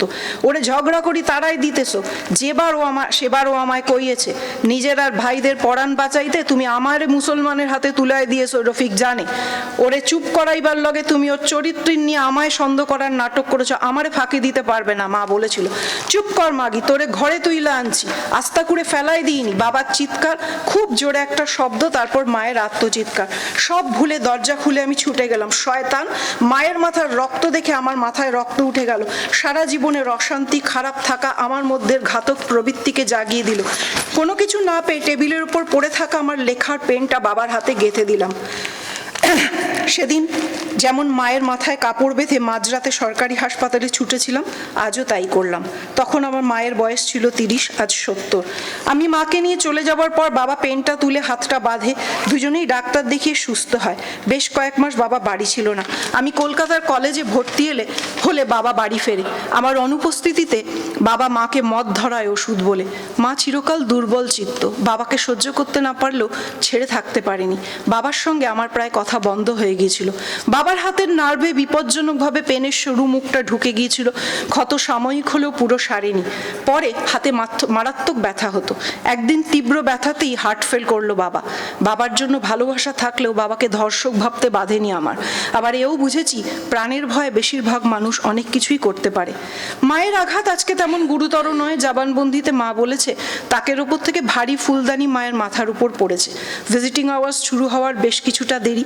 আমি সেই পেন নিয়ে লিখতে বসেছি। রিফিল নতুন, কিন্তু তার খোলসটা ঘাতকেরই ছিল। এখন সে আমার ছন্ন ছাড়া জীবন গল্পের লিপিকার।